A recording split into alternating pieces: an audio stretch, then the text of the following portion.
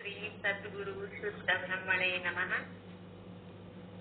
जो सुख नित्य प्रकाश विभु नाम रूप आधार मति न लकै जिहि मति लकै तो मई शुद्ध अपार अब्धि अपार स्वरूप मम लहरी विष्णु महेश विधि रविचंद्रावत्नयम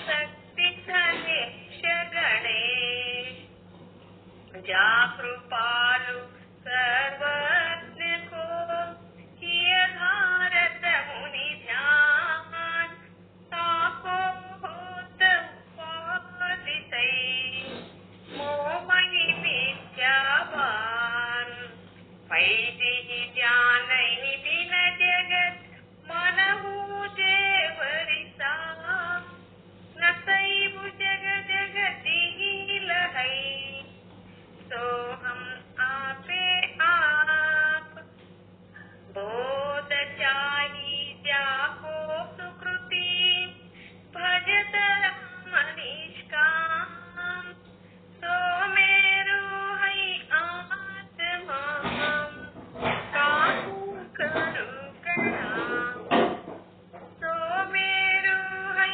आत्मा काहू करू प्रणाम। सद्गुरु श्री पंडित पीताम्बर जी महाराज की जय। सद्गुरु श्री साधु निश्चतास्ति महाराज की जय। सद्गुरु श्री शरणबसव स्वामी जी महाराज की जय। जय मंगलम जय नम पार्वती पति शिव हर हर महादेव। ಎಲ್ಲರಿಗೂ ಶರಣು ಶರಣಾರ್ಥಿ। ಇದುವರೆಗೆ ವಸ್ತುನಿರ್ದೇಶ ರೂಪ ಮಂಗಲವನ್ನ ನಡೆಸಿಕೊಟ್ಟ ಶುದ್ಧ ಬ್ರಹ್ಮಿಣಿ ಗೌರಮ್ಮ ತಾಯಿಯವರಿಗೆ ಅನಂತ ಧನ್ಯವಾದಗಳು. ಇನ್ನು ಮುಂದೆ ಶುದ್ಧ ಬ್ರಹ್ಮೇಶ್ವರ ಸದ್ಗುರುಗಳಾದ ಶ್ರೀ ಶರಣಬಸವ ಮಹಾಸ್ವಾಮಿಗಳಿಂದ ವೇದ ಸಮ್ಮತವಾದ ಮೋಕ್ಷ ವಿಚಾರವನ್ನ ನಮಗೆಲ್ಲ ತಿಳಿಸಿಕೊಡ್ಬೇಕಂತ ಹೇಳಿ ಅವರಲ್ಲಿ ಕೇಳಬಹುದು.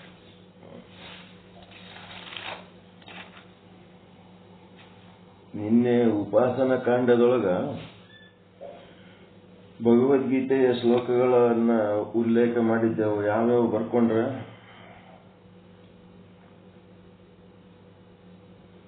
ಯೋಗಸ್ಥ ಕುರು ಕರ್ಮಣಿ ಸಂಗಂ ತ್ಯಕ್ತಾ ಧನಂಜಯ ಸಿದ್ಧ್ಯಾ ಸಿದ್ಧೋ ಸಮೋ ಭೂತ್ವಾ ಸಮತ್ವಂ ಯೋಗ ಉಚ್ಯತೆ. ಸಾಂಖ್ಯ ಯೋಗ 2ನೇ ಅಧ್ಯಾಯ 48ನೇ ಶ್ಲೋಕದ ಬಗ್ಗೆ ಹೇಳ್ರಿ ಒಂದ್ ಸ್ವಲ್ಪ. ಅಮ್ಮನವರು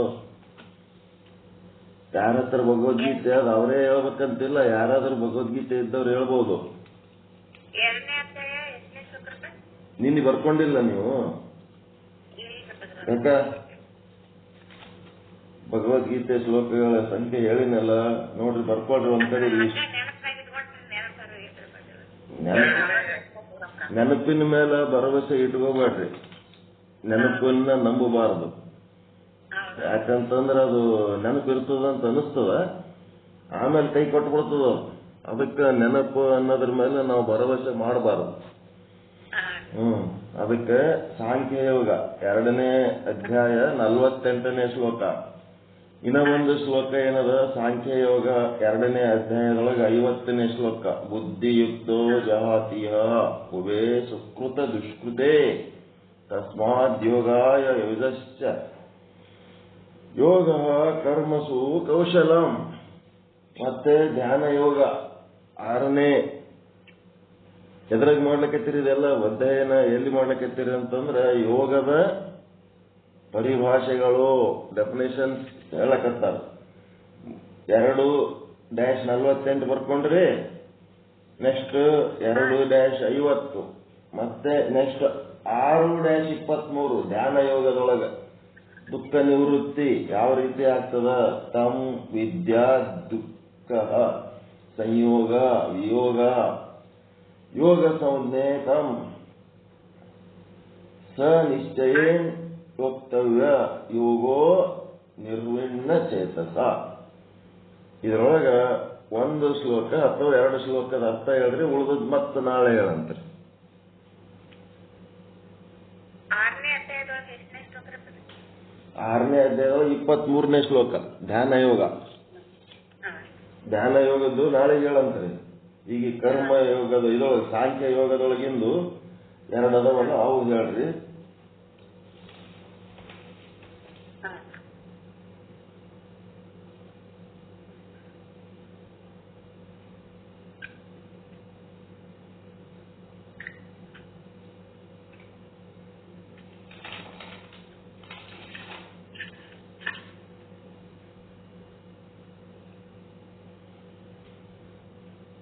ನಿನ್ನೆ ರೂಢಿ ಪಾಠದೊಳಗೆ ಹೇಳಿದ ಉಪಾಸನಾ ಕಾಂಡದಲ್ಲಿ ಉಲ್ಲೇಖಿಸಿದ ಶ್ಲೋಕಗಳು ಅಂತ ಹೇಳ್ಬೇಕು.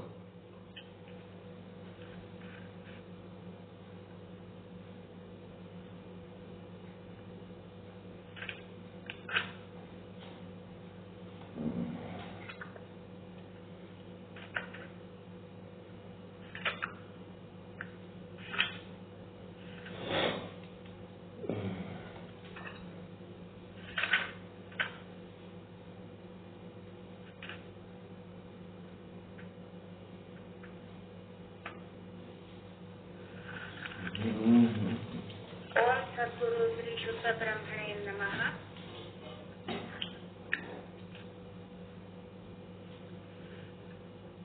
ನಿನ್ನೆ ರೂಢಿ ಪಾಠದಲ್ಲಿ ಸದ್ಗುರುಗಳು ಬೋಧಿಸಿದ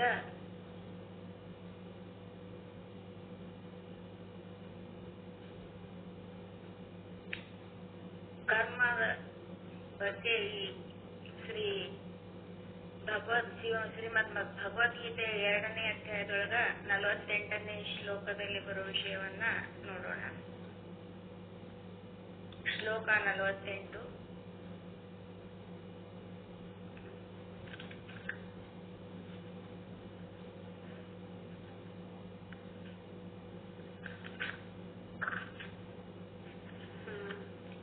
ಯೋಗಸ್ಥಃ ಕುರು ಕರ್ಮಾಣಿ ಸಂಗಂ ತ್ಯಕ್ತ್ವಾ ಧನಂಜಯ ಸಿದ್ಧಚಿತ್ತೋಃ ಸಮೋ ಭೂತ್ವಾ ಸಮತ್ವಂ ಯೋಗ ಉಚ್ಯತೆ. ಸಿದ್ಧ ಅಸಿದ್ಧೋ ಸಿದ್ಧ ಸಿದ್ಧೋ ಸಿದ್ಧ ಅಸಿದ್ಧೋ ಸಿದ್ಧ ಅಸಿದ್ಧೋಃ ಸಮೋ ಭೂತ್ವಾ ಸಮತ್ವಂ ಯೋಗ ಉಚ್ಯತೆ. ಇದರ ತಾತ್ಪರ್ಯ ಏನಂದ್ರೆ, ಹೇ ಧನಂಜಯ ಅಂದ್ರೆ ಹೇ ಅರ್ಜುನ, ನೀನು ಆಸಕ್ತಿಯನ್ನು ತ್ಯಾಗ ಮಾಡು ಮತ್ತ ಸಿದ್ಧಿ ಅಸಿದ್ಧಿಗಳೊಳಗ ಸಮಾನ ಬುದ್ಧಿ ಉಳ್ಳವನಾಗಿ ಯೋಗದೊಳಗ ಸ್ಥಿತನಾಗಿರುತ್ತಾ ಕರ್ತವ್ಯ ಕರ್ಮಗಳನ್ನ ಮಾಡ್ತಾ ಇರು. ಸಮತ್ವನ ಯೋಗ ಅಂತ ಹೇಳಿ ಹೇಳಲ್ಪಡ್ತೈತಿ. ಅಂದ್ರ ಈ ಆಸಕ್ತಿಯನ್ನ ನಾವು ತ್ಯಾಗ ಮಾಡಿ ಯಾವ್ದಂತ ಫಲ ಬರ್ಲಿ ಬರ್ದೇ ಇರ್ಲಿ ಅದರ ಸಮಾನ ಬುದ್ಧಿ ಉಳ್ಳವನಾಗಿರ್ಬೇಕು. ಯೋಗದೊಳಗ ಸ್ಥಿತನಾಗಿರ್ತಾ ಕರ್ತವ್ಯ ಕರ್ಮಗಳನ್ನ ನಾವು ಮಾಡ್ಬೇಕು. ನಮ್ಮ ಕರ್ತವ್ಯ ನಮ್ಮ ಕರ್ಮ ನಾವು ಮಾಡ್ತಾನೆ ಇರ್ಬೇಕು. ಸಮತ್ವನ ಯೋಗ ಅಂತ ಹೇಳಲ್ಪಡ್ತೈತಿ.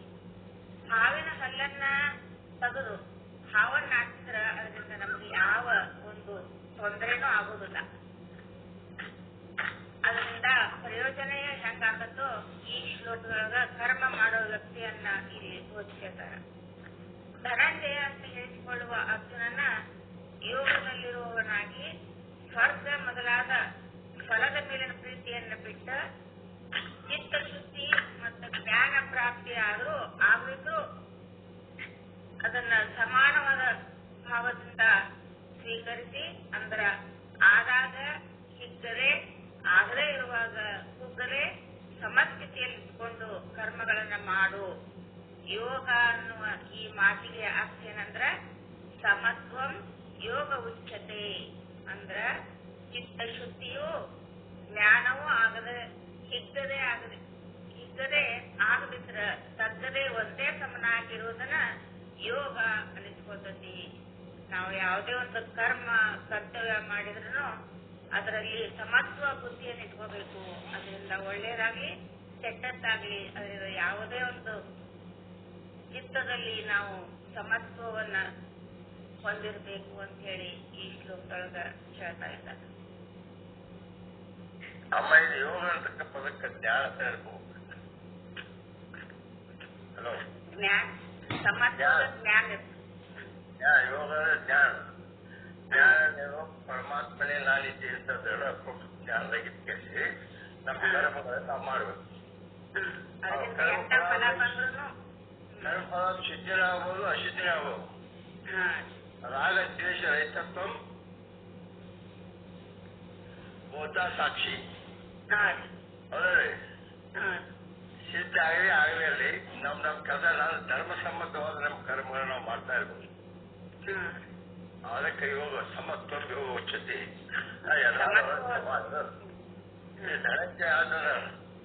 ಧನಂಜಯ ಆದ್ರೆ ಅರ್ಜುನ ಅನ್ನೋದು ಎಲ್ಲರಿಗೂ ಗೊತ್ತೈತಿ. ಧನ ಸಂಪತ್ತು. ಯಾವ ಸಂಪತ್ತು? ಆಧ್ಯಾತ್ಮದ ಸಂಪತ್ತು. ಯಾವ ಸಂಪತ್ತು? ಜ್ಞಾನ ಸಂಪತ್ತು. ವಿವೇಕ, ವೈರಾಗ್ಯ, ಸಮಾಧಿ, ಸತ್ ಸಂಪತ್ತಿಗಳನ್ನ ಪೂರ್ತಿಯಾಗಿ ಹೊಂದಿರುತ್ತಾರೆ ಅರ್ಜುನನೇ. ಧನಂಜಯ ಹೌದ್ರಿ. ಇಂದ್ರಿಯಗಳನ್ನೆಲ್ಲ ಗೆದ್ದವಣೆ ಇಟ್ಕೋಗ. ನಾಳೆ ಇರ್ತೈತೆ ಅಳ್ತೇವ ಅದಕ್ಕೆ ಹೋಗೋಣ.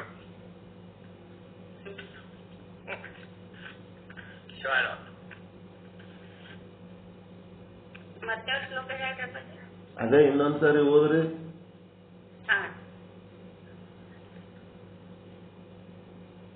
ಶ್ರೀಮದ್ ಭಗವದ್ಗೀತೆ 2ನೇ ಅಧ್ಯಾಯ 48ನೇ ಶ್ಲೋಕ. ಯೋಗತಃ ಕುರು ಕರ್ಮಾಣಿ ಸಂಗಂ ತ್ಯಕ್ತ್ವಾ ಧನಂಜಯ ಸಿದ್ಧಿ ಅಸತ್ಯೋಗೋ ಸಮೋ ಭೂತ್ವಾ ಸಮತ್ವಂ ಯೋಗ ಉಚ್ಯತೆ.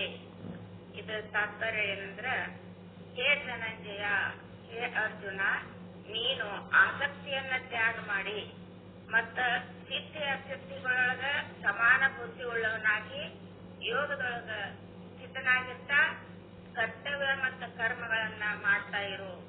ಸಮತ್ವನ ಯೋಗ ಅಂತ ಹೇಳಿ ಇಲ್ಲಿ ಹೇಳಲ್ಪಡ್ತೈತಿ. ಹಾವಿನ ಹಲ್ಲನ್ನ ತೆಗೆದು ಹಾವನ್ನ ಹಾಕಿದ್ರ ಅದರಿಂದ ಯಾವ ನಮ್ಮ ತೊಂದರೆನೂ ಆಗುದಿಲ್ಲ, ಅದರಿಂದ ಪ್ರಯೋಜನ ಆಗದಂತೆ ಈ ಶ್ಲೋಕದೊಳಗ ಕರ್ಮ ಮಾಡುವ ಯುಕ್ತಿಯನ್ನ ಬೋಧನೆ ಮಾಡ್ಯಾರ. ಹೆಂಗ ನಾವು ಕರ್ಮ ಮಾಡ್ಬೇಕು ಅನ್ನೋದನ್ನ ತಿಳಿಸಿಕೊಟ್ಟಾರ.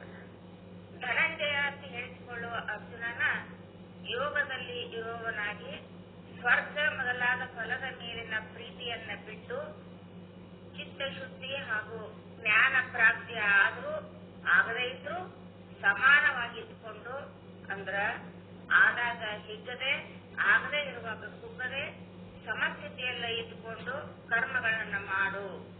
ಯೋಗ ಎಂಬ ಮಾತಿಗೆ ಅರ್ಥ ಏನಂದ್ರ ಸಮತ್ವಂ ಯೋಗ ಉಚ್ಯತೆ.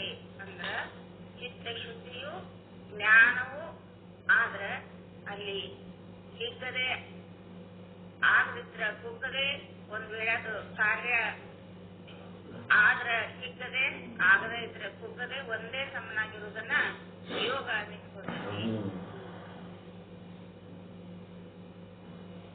ಹಿಂಗ ನಾವು ಯಾವುದೇ ಕರ್ತವ್ಯ ಕರ್ಮಗಳನ್ನ ಮಾಡಿದ್ರ ಅದ್ರೊಳಗ ಅದರಿಂದ ಫಲ ಬರ್ಲಿ ಬರದೇ ಇರ್ಲಿ, ಅದರಿಂದ ನಾವು ಚಿತ್ತದಲ್ಲಿ ನಾವು ಸಮತ್ವವನ್ನ ಅನುಸರಿಸಿಕೊಂಡು ಹೋಗ್ಬೇಕು, ಸಮತ್ವದಿಂದ ಇರಬೇಕು ಅಂತ ಹೇಳಿ ಇಲ್ಲಿ ತಿಳಿಸ್ತಾರೆ. ಆಗಲೇ ಇರ್ಲಿ ಆಗಲಿ ಅಂತಂದ್ರ ಅದು ಆಗೇ ಆಗ್ತದೆ. ನಾನಾವ ಕರ್ಮವ ಮಾಡಿದಡೆಯೂ ಆ ಕರ್ಮ ಫಲಭೋಗ ನೀ ಕೊಡುವೆ ಎಂಬುದ ನಾ ಬಲ್ಲೆ. ಹೌದಿಲ್ಲ? ಸಿಗ್ತದ. ಸಕಾಮ ಕರ್ಮ ಮಾಡಿದ್ರೆ ಅಂದ್ರೆ ಸ್ವರ್ಗ ಸಿಗ್ತದ, ನಿಷ್ಕಾಮ ಕರ್ಮ ಮಾಡಿದ್ರೆ ಅಂದ್ರೆ ಚಿತ್ತಶುದ್ಧಿ ಮತ್ತು ಜ್ಞಾನ ಪ್ರಾಪ್ತಿ ಆಗೇ ಆಗ್ತದ. ಆದ್ರ ಅದ್ರ ಕಡೆ ಲಕ್ಷ್ಯ ಕೊಡಬೇಡ, ನೀವು ಸುಮ್ಮನೆ ಮಾಡ್ಕೊತೀರಿ. ನೀವು ಸಮತ್ವ ಯೋಗ, ಚಿತ್ತಶುದ್ಧಿ ಆಗ್ಯದ ಇಲ್ಲ ಅಂತ ನೋಡ್ಬೇಡ. ಜ್ಞಾನ ಪ್ರಾಪ್ತಿ ಅಂತಂದ್ರ ಅದು ಆಗ್ಯದ ಇಲ್ಲ ಅಂತ ನೋಡ್ಬೇಡ. ಆ ಕಡೆ ನೋಡ್ಕೊತ ಕುಂದ್ರಬೇಡ. ನನಗೆ ಸ್ವರ್ಗ ಪ್ರಾಪ್ತಿ ಆಲಕತ್ತದೋ ಇಲ್ಲೋ ಅಂತೇಳಿ ನೋಡ್ಬೇಡ. ಸುಮ್ಮ ಮುಂದೆ ನೋಡಿ ನಿನ್ನ ಕೆಲಸ ನೀ ಮಾಡು. ನನ್ನ ಮೇಲೆ ವಿಶ್ವಾಸ ಇಡು. ನೀನು ಏನ್ ಕರ್ಮ ಮಾಡಿದ್ರೆ ಅದಕ್ಕೆ ಫಲನ ಕೊಡ್ತೀನಿ ಅಂತ ನನ್ನ ಮೇಲೆ ನೀನು ವಿಶ್ವಾಸ ಇಟ್ಟಿರು. ನೀ ಫಲದ ಕಡೆ ಲಕ್ಷ್ಯ ಕೊಟ್ಟು ನನ್ನ ಮೇಲೆ ವಿಶ್ವಾಸ ಇದ್ದದ್ದು ಲಕ್ಷಣ ಅಲ್ಲವೇ ಅಲ್ಲ. ಪರಮಾತ್ಮನ ಮೇಲೆ ವಿಶ್ವಾಸ ಇಡ್ಬೇಕು. ಪರಮಾತ್ಮ ಅಂದ್ರೆ ಏನು ಅಂದ್ರೆ ನಾಲ್ಗಿ ತುದಿ ಮೇಲೆ ಬರ್ಬೇಕದು. ಏನಪ್ಪಾ ಅಂತಂದ್ರೆ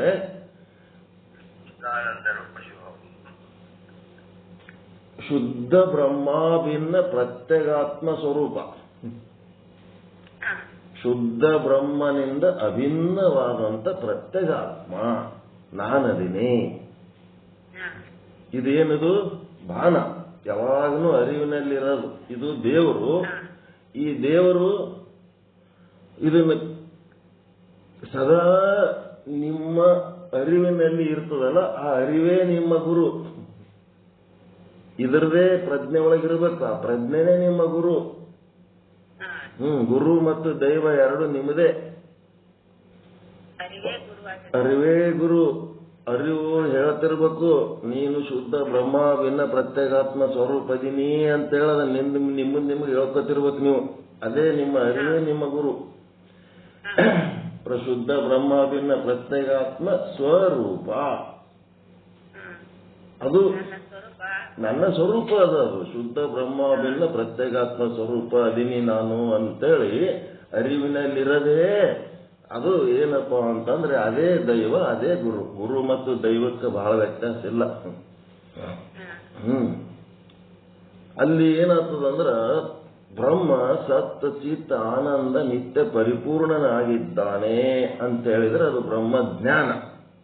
ಅವ ಬ್ರಹ್ಮ ಹೆಂಗದನಂತ ತಗೊಂಡು ನಮ್ಗೆ ಏನ್ ಮಾಡೋದವ? ನಮಗೆ ಆಗ್ಬೇಕಾಗಿದ್ದ ಆನಂದ ಬ್ರಹ್ಮ ಹೆಂಗಿದ್ದರದೆ ನಮಗೇನಾಗಬೇಕಾಗ್ಯದ ಆನಂದ ನಮಗಾಗಂಗಿಲ್ಲಲ್ಲ. ಅದು ಹಂಗೆ ಹೇಳಿದಾರೆ. ಅದಕ್ಕೆ ಭಾನ ಮಾಡ್ಕೋಬೇಕು. ನಾನು ಸದ್ರೂಪ ಬ್ರಹ್ಮನಿದ್ದೇನೆ, ನಾನು ಚಿದ್ರೂಪ ಬ್ರಹ್ಮನಿದ್ದೇನೆ, ನಾನು ಆನಂದ ರೂಪ ಬ್ರಹ್ಮನಿದ್ದೇನೆ, ನಾನು ನಿತ್ಯ ರೂಪ ಬ್ರಹ್ಮನಿದ್ದೇನೆ, ನಾನು ಪರಿಪೂರ್ಣ ರೂಪ ಬ್ರಹ್ಮನಿದ್ದೇನೆ. ಏಕಾಂ ಏವಂ ಅದ್ವಿತೀಯ ಬ್ರಹ್ಮ ಅಹಂ ಬ್ರಹ್ಮ ಅಸ್ಮಿ ಸರ್ವಂ ಕಲ್ವಿದಂ ಬ್ರಹ್ಮ. ಈ ರೀತಿ ಇದ್ರೆ ಪರಿಪೂರ್ಣ ಮೋಕ್ಷದ ಆನಂದ ಸಿಗ್ತದೆ. ಅಹಂ ಬ್ರಹ್ಮ ಸರ್ವಂ ಬ್ರಹ್ಮ. ಭಾನ ಮಾಡ್ಕೋಬೇಕು. ಭಾನ ಮಾಡ್ಕೊಂಡಾಗೆ ನಿಮಗ ಅದರದು ಸಾಧನೆ ಪರಮಗತಿ ಅಂತಾರ. ಅದಕ್ಕೆ ಪರಮಗತಿ ಬರ್ಲಿಕ್ಕೆ ಸಾಧ್ಯ. ಅಪ್ಪಾಜಿ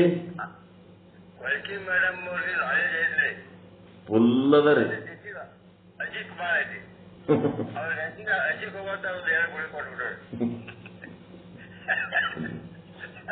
ಅಲ್ಲಿಗಿದ್ದು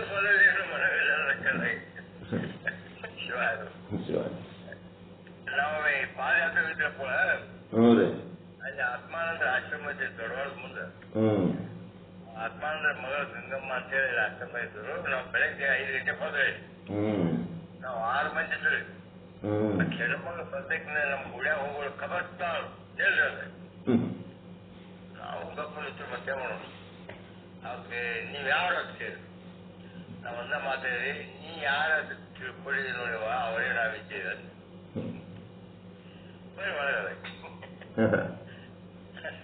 ಅದಕ್ಕೆ ನೀ ಯಾರು ಅಂದ್ಕೊಳ್ಳಿ ನಾವು ಬ್ರಹ್ಮ ಸ್ವರೂಪ ಕಪ್ಪಾಗಿ ಬಿಡ್ಬೇಕು. ಹೇಳೋದಲ್ಲ. ಬಹಳ ಸಂತೋಷ ಪಟ್ಟು ಸುಳ್ಳು ಶಾಸ್ತ್ರ. ನಮಸ್ಕಾರ.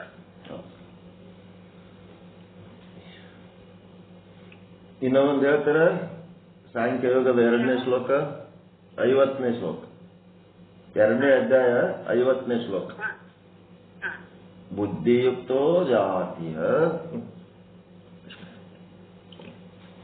50ನೇ ಶ್ರೀಮದ್ ಭಗವದ್ಗೀತೆಯ 2ನೇ ಅಧ್ಯಾಯದ 50ನೇ ಶ್ಲೋಕ. ಸಾಂಖ್ಯಯೋಗ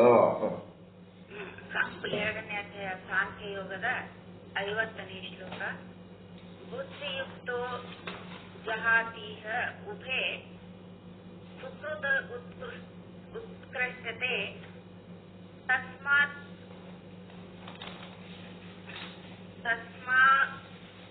ಯೋಗಾಯ ಯುಜ್ಯಸ್ವ ಯೋಗಃ ಕರ್ಮಸು ಕೌಶಲಂ.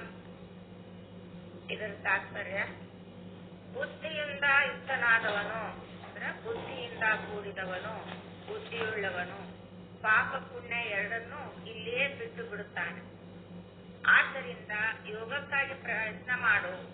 ಯೋಗವು ಕರ್ಮಗಳಲ್ಲಿರುವ ಕುಶಲತೆ, ಕರ್ಮಗಳಲ್ಲಿರುವ ಕುಶಲತೆನ ಯೋಗ ಅನಿಸ್ಕೊಂಡತಿ.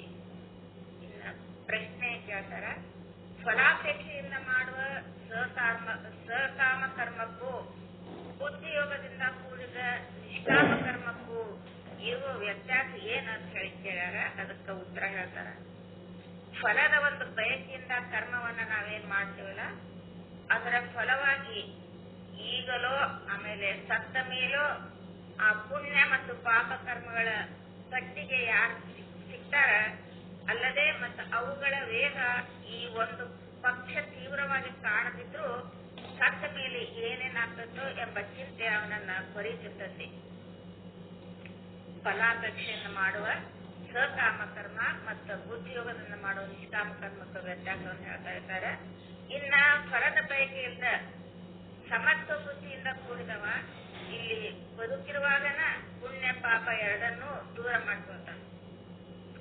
ಯಾವ ನಿಷ್ಕಾಮ ಕರ್ಮ ಮಾಡ್ತಾನ ಅವ ಸಮತ್ವ ಬುದ್ಧಿಯಿಂದ ಕೂಡಿದವ ಇರ್ತಾನ, ಮತ್ತ ಬದುಕಿರುವಾಗನ ಇಲ್ಲಿ ಪುಣ್ಯ ಪಾಪ ಎರಡನ್ನೂ ದೂರ ಮಾಡ್ಕೊತಾನ. ಅಂದ್ರ ಅವುಗಳ ಆಟ ತನ್ನ ಮೇಲೆ ಏನೂ ಆಗದಂತೆ ಮಾಡಿಕೊಂಡಿರ್ತಾನೆ.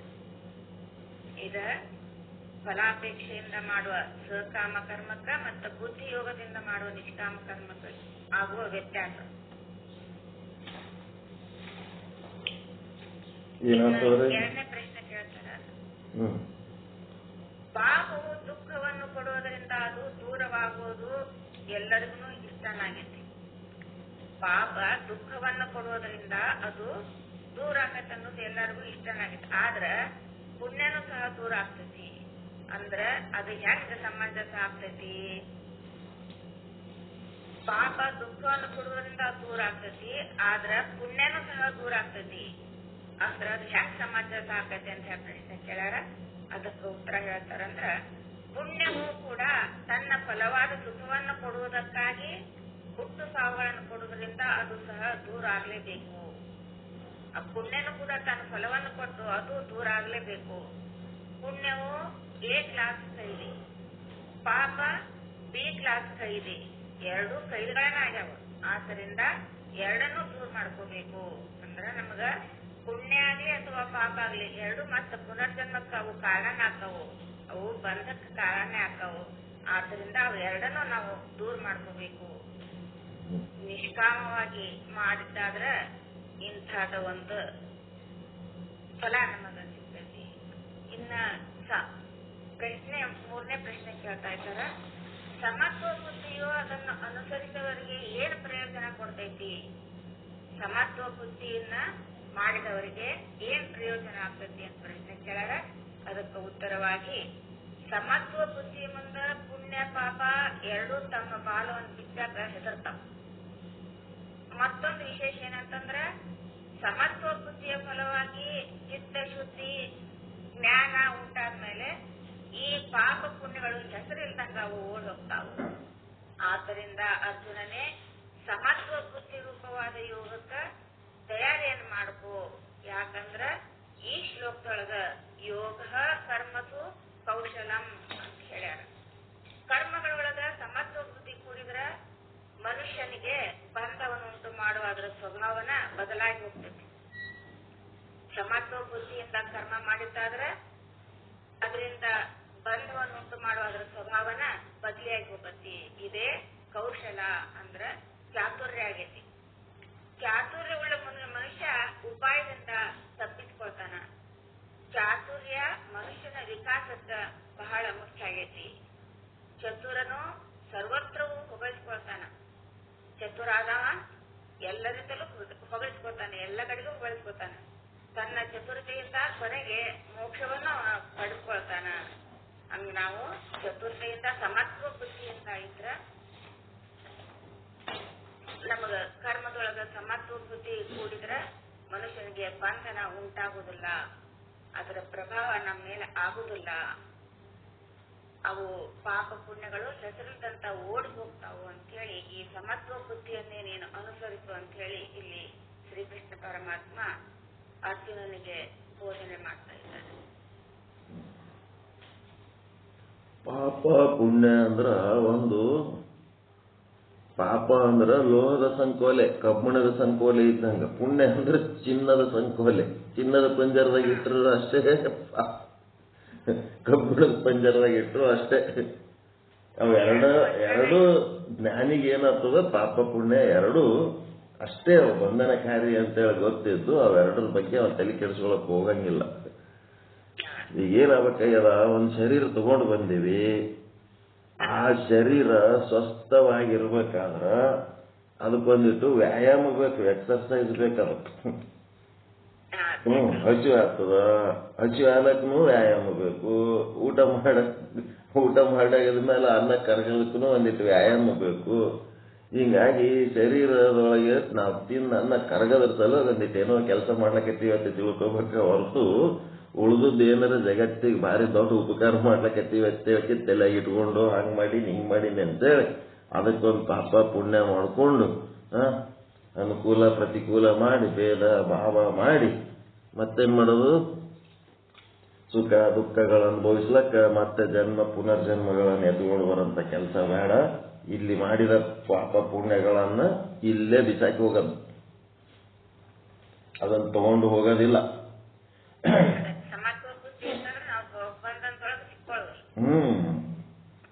ಸಮತ್ವ ಬುದ್ಧಿ ಇತ್ತಂತಂದ್ರ ಅವೆರಡು ಪಾಪ ಪುಣ್ಯಗಳು ಬೈಬಲ್ನಾಗ ಒಂದ್ ಕಟಿ ಬರ್ತದ. ಪುಣ್ಯ ಹೊತ್ಕೊಂಡು ಹೋಗೋ ಒಂದ್ ಏನ್ ಕಷ್ಟಪ್ಪ, ಏನದೇ ಆಗ್ಬಿಡ್ತಾವ. ಅವು ಸ್ವರ್ಗ ಅಂತೇಳಿ ಒಂದು ಕಲ್ಪನೆ ಮಾಡಿ ಅವತ್ತೊಂದು ಜಗ್ಗಿ ಸ್ಟೆಪ್ಸ್ ಇರ್ತಾವ, ಏರ್ಕೊತಾನ. ಇಡೀ ಆಯುಷ್ಯ ಎಲ್ಲ ಪುಣ್ಯದ ಕೆಲಸನೇ ಮಾಡಿರ್ತಾನ. ಅವನು ಅಲ್ಲಿ ಸ್ವರ್ಗದ ಬಾಗಿಲು ಹೋಗಿ ಬಡದ್ ನೋಡ್ತಾನ, ಬಾಗ್ಲನೇ ತೆಗಿಯಂಗಿಲ್ಲ. ಅಲ್ಲಿ ಬಾಗ್ಲೇ ತೆಗಿಯಲ್ಲ, ಭಯಂಕರ ದುಃಖ ಆಗ್ಬಿಡ್ತದೆ. ಏನಪ್ಪ ನಾನು ಇಷ್ಟೊಂದು ಪುಣ್ಯ ಮಾಡೀನಿ, ನನಗ ಸ್ವರ್ಗದ ಬಾಗ್ಲೇನೆ ತೆಗಿಲಿಲ್ಲ ಅಂತ ದುಃಖಿ ಆಗ್ತಾನ. ಅಲ್ಲಿ ಏನಿರ್ತದಂದ್ರ ಭಗವಂತನನ್ನು ಪ್ರೀತಿಸಲ್ಪಡುವವರಿಗೆ, ಭಕ್ತರಿಗೆ ಇದು ದಾರಿ. ಅತ್ಯಂತ ಹೆಚ್ಚು ಭಕ್ತಿ ಮಾಡಿದವರಿಗೆ ಇದು ದಾರಿ ಅದ ಅಂತನ್ನ ಅಲ್ಲಿ ಮುಂದೆ ಕೂತ ಒಂದು ಬುದ್ಧಿ ಏನಿರ್ತದ, ಈ ಬಾಗಿಲ ತೆಗಿಲಿ ಅಂದ್ರೆ ಆ ಕಡೆ ಇನ್ನೂ ಒಂದು ನೋಡು, ಆ ಕಡೆ ಹೋಗಿ ಅಲ್ಲಿ ತೆಗಿತದೆ ನೋಡಂತಾನ. ಆ ಕಡೆ ನೋಡಿದ್ರೆ ಅದು ನರಕ ಇರ್ತದೆ. ಅಲ್ಲಿ ನರಕಕ್ಕೆ ಸಂಬಂಧ ಇಲ್ಲ, ನಾನು ನರಕಕ್ಕೆ ಹೋಗ್ಲಕ್ಕೆ ಸಾಧ್ಯನೇ ಇಲ್ಲ, ಆ ಬಾಗಿಲನ್ನ ತೆಗಿಯಂಗಿಲ್ಲ ಅಂತಾನ.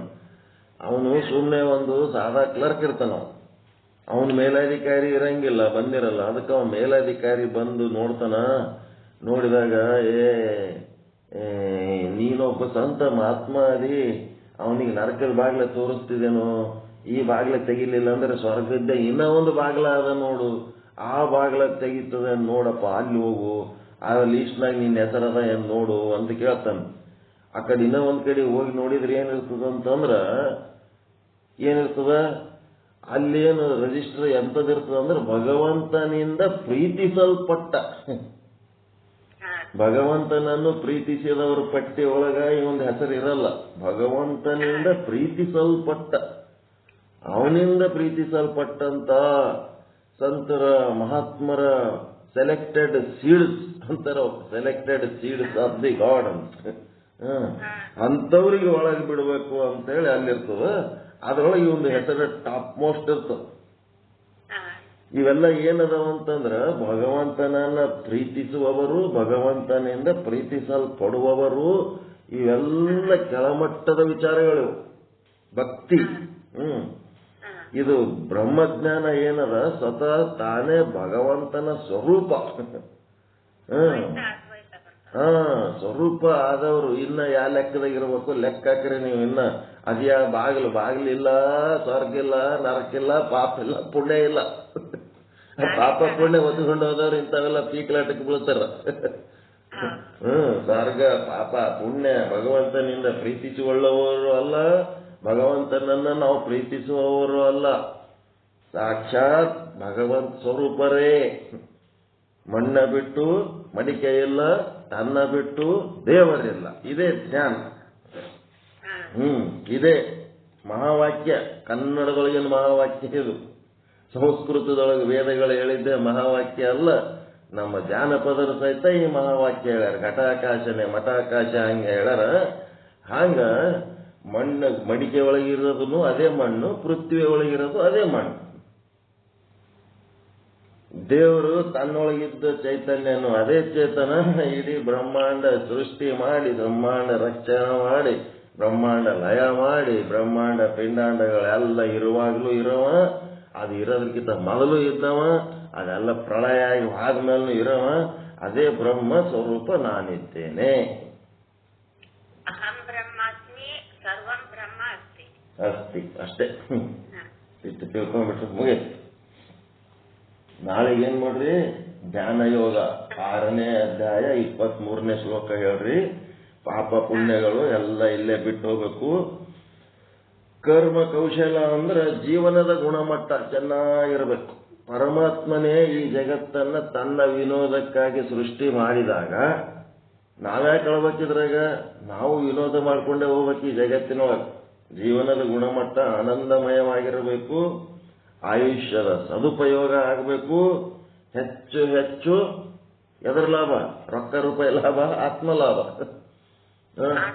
ಬ್ರಹ್ಮಜ್ಞಾನ, ನಾನು ಶಿವೋಹಂ ಅಹಂ ಬ್ರಹ್ಮಾಸ್ಮಿ ಅನ್ನೋದು ಎಷ್ಟರ ಮಟ್ಟಿಗೆ ನೀವು ಒಂದು ಸ್ಥಿತಿ ಒಳಗೆ ಇರ್ತೀರಿ, ಅದು ಆತ್ಮಲಾಭ. ಬೆಳಗ್ಗೆಯಿಂದ ಸಂಜೆ ತನಕ ಅಹಂ ಬ್ರಹ್ಮಾಸ್ಮಿ ಸ್ಥಿತಿ ಒಳಗೆ ಎಷ್ಟು ಕ್ಷಣ ಇರ್ತೀರಿ, ಎಷ್ಟು ಕ್ಷಣ ಅಹಂ ಜೀವಾಸ್ಮಿದಾಗಿರ್ತೀರಿ, ಲೆಕ್ಕ ಹಾಕೋಬೇಕು.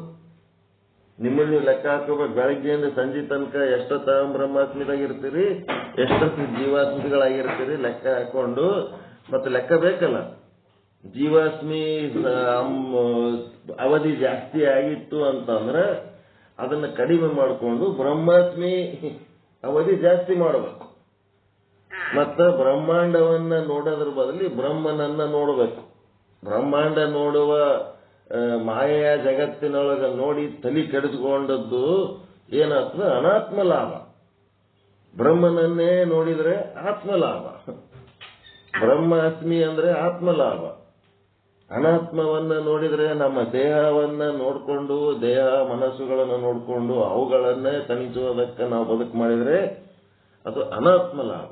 ಹಿಂಗಾಗಿ ಆತ್ಮಲಾಭ ಹೆಚ್ಚು ಹೆಚ್ಚು ಮಾಡ್ಕೋಬೇಕು. ಮತ್ತೆ ಈ ಜಗತ್ತಿನಲ್ಲಿ ಭೋಗ ಬೇಕಾದಷ್ಟದ, ಭೋಗ ಜಾಸ್ತಿ ಆದರೆ ರೋಗ. ಅದಕ್ಕೆ ನಾವು ಯೋಗಿಗಳಾಗಿದ್ದಕ್ಕೆ ಅತ್ಯಲ್ಪ ಭೋಗ, ನಿರೋಗಿ ಆಗಿರ್ಬೇಕಾದ್ರೆ ಅತ್ಯಲ್ಪ ಭೋಗ. ಭೋಗ ಅಂತೂ ಈ ಶರೀರಕ್ಕೆ ಬೇಕೇ. ಇದು ಬದುಕಬೇಕಾದ್ರೆ ಏನಾದರೂ ಒಂದು ಉಂಡು ತಿಂದು ಇರ್ಬೇಕಾಗ್ತದ. ಅಲ್ಪ ಭೋಗ, ಮತ್ತೆ ಭೋಗ ಅಲ್ಪ ಮಾಡಿ ಅಧಿಕ ಯೋಗ, ಇದೇ ಮಾಡಬೇಕಾಗಿದ್ದು ನಾವು. ಮತ್ತೆ ಏನಾಗ್ತದ? ನಿಧಾನವಾಗಿ ಆ ಭೋಗ ಎಲ್ಲ ತ್ಯಾಗ ಮಾಡ್ಕೋತ ಹೋಗದೆ ಸಾಧನೆ ಯೋಗ ಅಷ್ಟೇ. ಭೋಗ ಹೆಚ್ಚು ಮಾಡ್ಕೋತಾದ್ರೆ ರೋಗ. ಓಕೆ, ನಮ್ಮ ಮೂಲ ಪಾಠಕ್ಕೆ ಬರೋಣ.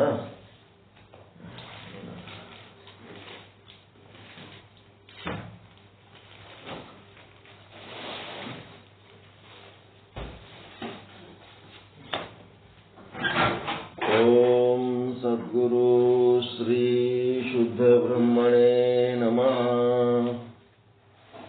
ಸಮಸ್ತ ಶುದ್ಧ ಬ್ರಹ್ಮ ಸ್ವರೂಪರಲ್ಲಿ ಅನಂತ ಅನಂತ ಪ್ರಣಾಮಗಳು. ಶ್ರೀ ವಿಚಾರ ಸಾಗರ ಸಾಧು ನಿಶ್ಚಲ್ ದಾಸ್ಜಿಯವರ ಕೃತಿ 4ನೇ ತರಂಗ, ಉತ್ತಮಾಧಿಕಾರಿ ತತ್ವದೃಷ್ಟಿಗೆ ಉಪದೇಶ, 171ನೇ ವಿಷಯಾಂಕ, ಈಶ್ವರ ಚೇತನ ವರ್ಣನ, 89ನೇ ದೋಹಾ. ಇಲ್ಲಿ ನಾವು ಈ ಒಂದು ವ್ಯವಹಾರ ಎಲ್ಲಿ ನಡೀತಾ ಇದೆ, ಮತ್ತೆ ಆ ವ್ಯವಹಾರ ನಡೆಯುತ್ತಿರುವ ಭಾಗಕ್ಕ ಏನು ಅಂತೀವಿ? ಆಭಾಸ ಭಾಗ. ಈಶ್ವರನಲ್ಲಿ ಒಂದು ಆಭಾಸ ಭಾಗ, ಜೀವನಲ್ಲಿ ಒಂದು ಆಭಾಸ ಭಾಗ ಏನದ? ಆ ಆಭಾಸದಲ್ಲಿ ವ್ಯವಹಾರಗಳು ನಡೀತಾ ಇದ್ದಾವೆ. ಜೀವನಲ್ಲಿರುವ ಆಭಾಸ ಕರ್ಮಗಳನ್ನು ಮಾಡ್ತಾ ಇದ್ದಾನೆ. ಈಶ್ವರನಲ್ಲಿರುವ ಆಭಾಸ ಆ ಕರ್ಮ ಫಲಗಳನ್ನು ಅನುಗ್ರಹ ಮಾಡ್ತಾ ಇದ್ದಾನೆ. ಈ ವ್ಯವಹಾರ ಆಭಾಸ ಭಾಗದಲ್ಲಿ ನಡೆದದ. ಈ ಆಭಾಸ ಅಂದರೆ ಪ್ರತಿಬಿಂಬದ ಭಾಗ, ನೆರಳಿನ ಭಾಗ. ಇದು ಸತ್ಯ ಅಲ್ಲ. ಇದು ಬ್ರಹ್ಮ ತನ್ನ ವಿನೋದಕ್ಕಾಗಿ ಸೃಷ್ಟಿ ಮಾಡಿಕೊಂಡದ್ದು. ಅದೇ ಈಶ್ವರನೊಳಗ ಒಂದು ಯಾವ ಭಾಗ ಅದ? ಪ್ರತಿಬಿಂಬ ಅಲ್ಲ, ಬಿಂಬ ಭಾಗ. ಬಿಂಬದ ಭಾಗ ಅದ. ಜೀವನಲ್ಲಿ ಕೂಡ ಒಂದು ಬಿಂಬದ ಭಾಗ ಅದ. ಆ ಜೀವನಲ್ಲಿರುವ ಬಿಂಬದ ಭಾಗಕ್ಕೆ ಕೂಟಸ್ಥ ಅಂತಾರ. ಈಶ್ವರನಲ್ಲಿರುವ ಬಿಂಬದ ಭಾಗಕ್ಕೆ ಬ್ರಹ್ಮ ಅಂತಾರ. ಈ ಬ್ರಹ್ಮ, ಕೂಟಸ್ಥ ಇವು ಎರಡೂ ಎದ್ರಾಗ ಹೋಗ್ತಾವವು? ಶುದ್ಧ ಬ್ರಹ್ಮನ ಅಂಶಗಳು. ಪರಬ್ರಹ್ಮ ಪರಶಿವ ಅಂತಿರಲ್ಲ. ಈ ಬ್ರಹ್ಮಾಂಡ ಪಿಂಡಾಂಡ ಎರಡೂ ಇರ್ಲಾರ್ದಾಗ ಅದು ಒಂದೇ ತಾನಾಗಿರೋಂಥದ್ದು ಪರಬ್ರಹ್ಮ ಪರಶಿವ ಶುದ್ಧ ಬ್ರಹ್ಮ ಏನಂತಿರಲ್ಲ, ಅದರ ಅಂಶಗಳು. ಆ ಶುದ್ಧ ಬ್ರಹ್ಮನ ಎರಡು ಅಂಶಗಳು. ಒಂದು ಬ್ರಹ್ಮನಾಗ್ಯದ, ಶುದ್ಧ ಬ್ರಹ್ಮನೇ ಬ್ರಹ್ಮನಾಗಿ ಈಶ್ವರನೊಳಗದ. ಇನ್ನೊಂದು ಅದೇ ಶುದ್ಧ ಬ್ರಹ್ಮನೇ ಒಂದು ಅಂಶ ಈ ಕೂಟಸ್ಥನಾಗಿ ಈ ಪಿಂಡಾಂಡದೊಳಗದ. ಆ ಶುದ್ಧ ಬ್ರಹ್ಮನೇ ಬ್ರಹ್ಮನಾಗಿ ಬ್ರಹ್ಮಾಂಡದೊಳಗದ. ಅಲ್ಲಿ ಯಾವ ವ್ಯವಹಾರಗಳು ಇಲ್ಲ. ಅಲ್ಲಿ ಕರ್ಮ ಮಾಡೋದು ಇಲ್ಲ, ಕರ್ಮ ಫಲನೂ ಇಲ್ಲ. ಅದಕ್ಕೆ ಅವರು ಕರ್ಮ ಫಲ ಬಿಡು ಅಂದ್ರೆ ಅದರ ಅರ್ಥ ಏನು? ಕೂಟಸ್ಥ ಸ್ವರೂಪಕ್ಕೆ ಬಾ ಅಂತ ಅಷ್ಟೇ ಅಲ್ಲ, ಕೂಟಸ್ಥನಾಗುವಂತ. ಹೌದಲ್ರಿ? ನೀನು ಕೂಟಸ್ಥ, ಕರ್ಮ ಮಾಡೋವನು ಅಲ್ಲ, ಫಲ ಬಯಸವನು ಅಲ್ಲ. ಮತ್ತೆ ಬ್ರಹ್ಮ ಭಾಗ ಏನದ ಈಶ್ವರನಲ್ಲಿ, ಅಲ್ಲಿನ ಯಾವ ವ್ಯವಹಾರಗಳಿಲ್ಲ, ಅನುಗ್ರಹಗಳು ಇಲ್ಲ, ಏನೇನು ಇಲ್ಲ. ಕೊಡೋದು ಇಲ್ಲ, ತೋಳೋದು ಇಲ್ಲ, ಹೇಳೋದು ಇಲ್ಲ, ಕೇಳೋದು ಇಲ್ಲ. ಅಂತ ಒಂದು ಶುದ್ಧ ಬ್ರಹ್ಮನ ಸ್ಥಿತಿಗೆ ಬಾ ನೀನು. ಇದು ಏನು ವ್ಯವಹಾರ ಮಾಡ್ಕೊತ ಕೂತಿದಿ, ಬುದ್ಧಿಗೇಡಿ ವ್ಯವಹಾರ ಅಂತ ಯೋಗದೊಳಗೂ ಅದೇ ಹೇಳ್ತಾರ, ಜ್ಞಾನದೊಳಗೂ ಅದೇ ಹೇಳ್ತಾರ. ಒಪ್ಪುಗಳಂತ ಮಾತಿದು ಏನಾರ ಡೌಟ್ ಅದ ಇದ್ರಾಗ? ಆಭಾಸ ಭಾಗದಲ್ಲಿ ಇದ್ದು ನೀನು ಆಭಾಸನಾಗಿ ವ್ಯವಹಾರಗಳನ್ನು ಮಾಡುವುದನ್ನ ಬಿಟ್ಟು, ಆಭಾಸ ಅಂದ್ರೆ ಪ್ರತಿಬಿಂಬ. ನೀನೇನಾಗು? ನೀನು ಪ್ರತಿಬಿಂಬ ಅಲ್ಲ, ನೀನು ಬಿಂಬನೇ ಇದ್ದೀಯಾ. ಬಿಂಬದಲ್ಲಿ ವ್ಯವಹಾರಗಳು ಇಲ್ಲ, ಕರ್ಮಗಳು ಇಲ್ಲ, ಕರ್ಮ ಫಲಭೋಗಗಳು ಅನುಗ್ರಹಗಳು ಇಲ್ಲ. ಮೋಕ್ಷ ಎಲ್ಲದಪ್ಪ ಅಂತಂದ್ರೆ ಈ ರೀತಿ ನೀನು ಕೂಟಸ್ಥ ಬ್ರಹ್ಮನಾಗಿ ಆ ಕರ್ಮ ಮಾಡೋದು ಇಲ್ಲ, ಕರ್ಮದ ಅನುಗ್ರಹ ಫಲಭೋಗ ಅನುಗ್ರಹ ಮಾಡುವುದು ಇಲ್ಲ ಅನ್ನುವಂತ ಸ್ಥಿತಿಗೆ ನೀನು ಬಂದಿ ಅಂತಂದ್ರೆ ಅಲ್ಲಿ ಮೋಕ್ಷ ಅದ. ನೀನೆಲ್ಲಿ ತನಕ ಆಭಾಸನಾಗಿ ಆಭಾಸನ ವ್ಯವಹಾರಗಳಲ್ಲೇ ನೀನು ಮುಳುಗಿರ್ತಿ, ಅಲ್ಲಿ ತನಕ ನಿನಗದು ಬಂಧನನೇ ಆದ. ಸರಿನಾ? ಅರ್ಥ ಆಗ್ಲಕತ್ತದ?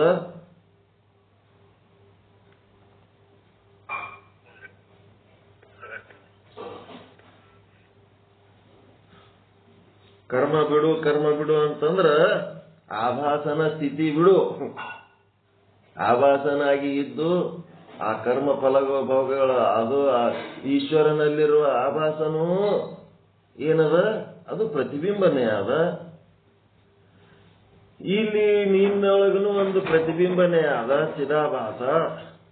ಈ ಎರಡು ಆಭಾಸಗಳ ವ್ಯವಹಾರಗಳಿಂದ ಈ ಜಗತ್ತಿನಲ್ಲಿರುವ ಜಡ ವಸ್ತುಗಳನ್ನ ನೀನು ಬೇಡಿ ಅಳದು ಕಾಡೋದು ಬೇಡದು ಬರೀ ಇದೇ ಮಾಡ್ಲಕತ್ತಿದಿ. ನಿನ್ನ ಚೇತನ ಸ್ವರೂಪದ ಬಗ್ಗೆ ನಿನಗೆ ಜ್ಞಾನ ಇಲ್ಲ. ಹೆಂಗ್ ಮಾಡ್ತಿ ಅಂತ ಕೇಳಕತ್ತಾರ. ಅದಕ್ಕೆ ಅವ್ರೇನ್ ಹೇಳ್ತಾರ?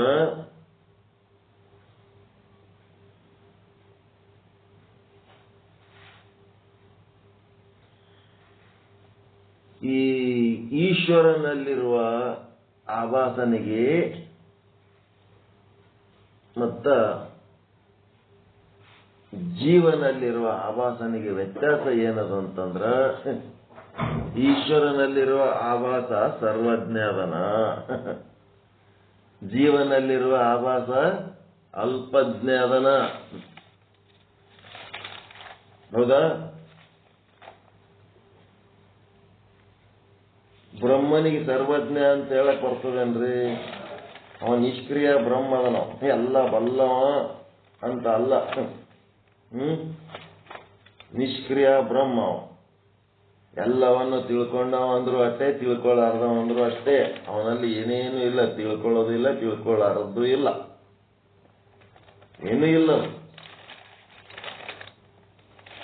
ಅದಕ್ಕೆ ಆಭಾಸ ಭಾಗನೇ ಸರ್ವಜ್ಞ. ಯಾರ್ದು? ಈಶ್ವರನಲ್ಲಿರುವ ಆಭಾಸ ಭಾಗನೇ ಸರ್ವಜ್ಞ. ಅಂದ್ರ ಇದೆಲ್ಲ ತಿಳ್ಕೊಂಡದ್ದು ವಜ್ಜಿ ಯಾರ ತಲೆಗದಂದ್ರೆ ಈಶ್ವರನಲ್ಲಿರುವ ಆಭಾಸ ಭಾಗ. ಬ್ರಹ್ಮಾಂಡದೊಳಗಿರುವ 84 ಲಕ್ಷ ಜೀವರಾಶಿಗಳು ಮತ್ತೆ ಪಂಚಭೂತಾತ್ಮಕ ಜಡರಾಶಿಗಳು, ಇವುಗಳ ಸೃಷ್ಟಿ, ಇವುಗಳ ಕರ್ಮ ಫಲಭೋಗಗಳಿಗೆ ತಕ್ಕಂತೆ ಅವುಗಳಿಗೆ ಜನ್ಮ ಪುನರ್ಜನ್ಮ ಕೊಡೋದು, ಮತ್ತೆ ಅವಕ್ಕೆ ಲಯ ಮಾಡೋದು, ಎಷ್ಟು ಜನ್ಮ ಎತ್ತಿ ಬಂದದ, ಇನ್ನ ಎಷ್ಟು ಜನ್ಮ ಎತ್ತಬೇಕು, ಇದು ಏನೇನು ಮಾಡ್ಯದ ಅಂತ ಪ್ರತಿಯೊಂದು ಜೀವಿಯ ಲೆಕ್ಕಪತ್ರ ಇಟ್ಕೊಂಡು ಕೂತಾವ. ಯಾರು? ಸರ್ವಜ್ಞ. ಸರ್ವಜ್ಞ ಯಾರು? ಎಲ್ಲದದು ಸರ್ವಜ್ಞತ್ವ? ಸರ್ವಜ್ಞತ್ವ ಎಲ್ಲದರಿ? ಈಶ್ವರನ ಆಭಾಸ ಭಾಗದಾಗದ. ಇದು ಬರ್ಬೇಕು, ಗೊತ್ತಾಗಬೇಕು, ಮರ್ತು ಬಿಡಬೇಡ್ರಿ. ಈಶ್ವರನಲ್ಲಿರುವ ಶುದ್ಧ ಬ್ರಹ್ಮ ಭಾಗದಲ್ಲಿ ಇಲ್ಲ. ಸರ್ವಜ್ಞತ್ವ ಈಶ್ವರನ ಆಭಾಸ ಭಾಗ. ಮತ್ತೆ ಈಶ್ವರನೊಳಗಿರುವ ಬ್ರಹ್ಮ ಭಾಗ ಏನದಲ್ಲ, ಚೇತನ. ಬ್ರಹ್ಮ ಅಂದ್ರೆ ಚೇತನ. ಆ ಚೇತನ ಭಾಗದೊಳಗ ಸದಾ ಮುಕ್ತ ಅಂತ ಅದಕ್ಕೇನು ಹೇಳೋದು ಬೇಕಾಗಿಲ್ಲ. ಅದಕ್ಕೆ ಮೀರಿದ್ದದ ಅದು. ಈಶ್ವರನಲ್ಲಿರುವ ಬ್ರಹ್ಮ ಭಾಗ ಸದಾ ಮುಕ್ತ. ಯಾವುದು ಸದಾ ಮುಕ್ತ? ಯಾವುದದ? ಬ್ರಹ್ಮ ಅಲ್ಲ, ಈಶ್ವರನಲ್ಲಿರುವ ಆಭಾಸ ಭಾಗನೇ. ಈಶ್ವರನಲ್ಲಿರುವ ಆಭಾಸ ಭಾಗ ಸದಾ ಮುಕ್ತ ಅದ. ಅದು ಬಂಧನಕ್ಕೊಳಗಾಗಿ ಗುರುವಿನ ಬಳಿ ಹೋಗಿ ಶ್ರವಣ ಮನನ ನಿಧಿಧ್ಯಾಸನ ಮಾಡುವ ಅವಶ್ಯಕತೆ ಇಲ್ಲ. ಅದು ಸದಾ ಮುಕ್ತ ಅದ. ಮತ್ ಮುಂದೇನದ? ಈಶ್ವರನ ಆಭಾಸ ಭಾಗನೇ ಸರ್ವಾಂತರ್ಯಾಮಿ ಅದ. ಎಲ್ಲರ ಒಳಗಿದ್ದು ಪ್ರೇರಣೆ ಮಾಡ್ತಾ ಇರೋದು ಈಶ್ವರನ ಬ್ರಹ್ಮ ಭಾಗ ಅಲ್ಲ, ಈಶ್ವರನಲ್ಲಿರುವ ಚೇತನ ಭಾಗ ಅಲ್ಲ. ಎಲ್ಲರ ಒಳಗ ಸರ್ವಾಂತರ್ಯಾಮಿಯಾಗಿ ಎಲ್ಲರಿಗೆ ಪ್ರೇರಣೆ ಮಾಡದೆವುದು ಈಶ್ವರನ ಆಭಾಸ ಭಾಗ.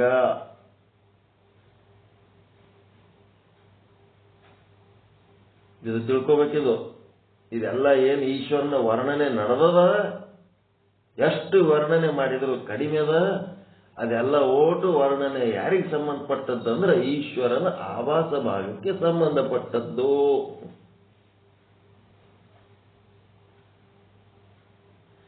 ಈಗ ಈಶ್ವರನ ಚೇತನ ಭಾಗ, ಜೀವನ ಚೇತನ ಭಾಗ, ಶುದ್ಧ ಬ್ರಹ್ಮ ಅವೆಲ್ಲ ಒಂದೇ ಅದಾವ.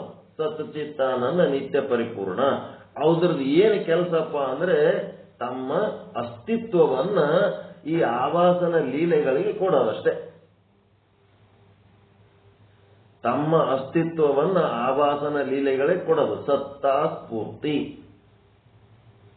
ಒಬ್ಬವನು ಅಳ್ಳಕತ್ತನ, ಅಳುತ್ತಾ ಇದ್ದಾನೆ. ಅಳವ ಯಾರು? ಆಭಾಸ. ಇದ್ದಾನೆ ಯಾರು? ಬ್ರಹ್ಮ, ಕೂಟಸ್ಥ, ಶುದ್ಧ ಬ್ರಹ್ಮ. ಬ್ರಹ್ಮನೇ ಏನಾಗನ? ಅಳುವಂತೆ ತೋರುತ್ತಿದ್ದಾನೆ. ಒಬ್ಬ ನಗಲಕತ್ತಾನ, ಭಾರಿ ಖುಷಿದಾಗ ಅವನ. ಅಲ್ಲೇನಾಗ್ಯದ? ನಗವ ಯಾರು? ತೋರಿಕೆಯ ಜೀವ, ಆಭಾಸ. ಅಲ್ಲಿ ಇರೋದ್ಯಾವುದು? ಬ್ರಹ್ಮನೇ. ಬ್ರಹ್ಮನೇ ನಗುವಂತೆ ತೋರುತ್ತಿದ್ದಾನೆ. ಬ್ರಹ್ಮ ಇದ್ದಾನೆ, ನಗುವಂತೆ ತೋರುತ್ತಿದ್ದಾನೆ. ಬ್ರಹ್ಮ ಇದ್ದಾನೆ, ಅಳುವಂತೆ ತೋರುತ್ತಿದ್ದಾನೆ. ಚಿನ್ನ ಇದೆ, ಆಭರಣವಾಗಿ ತೋರುತ್ತಿದೆ. ಎಷ್ಟು ಆಭರಣಗಳದವ? ಆ ಎಲ್ಲ ಆಭರಣಗಳು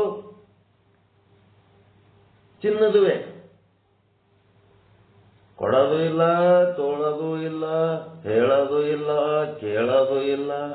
ಆ ಒಂದು ಶುದ್ಧ ಚೇತನದಲ್ಲಿ ಯಾವ ವ್ಯವಹಾರ ಇಲ್ಲ ಅಂತ ಹೇಳಿದ ಕೂಡ್ಲೇನೆ ಒಂದೇನ್ ಅರ್ಥ ಬರ್ತದ? ಅದು ಇಲ್ಲ ಅನ್ನಂಗೆ ಅರ್ಥ ಬರ್ತದ. ಅದು ಇಲ್ಲ ಅನ್ನಂಗೆ ಸಾಧ್ಯನೇ ಇಲ್ಲ. ಅದು ಇದ್ದದಕ್ಕೆ ಇವೆಲ್ಲ ವ್ಯವಹಾರಗಳು ನಡೆದವ.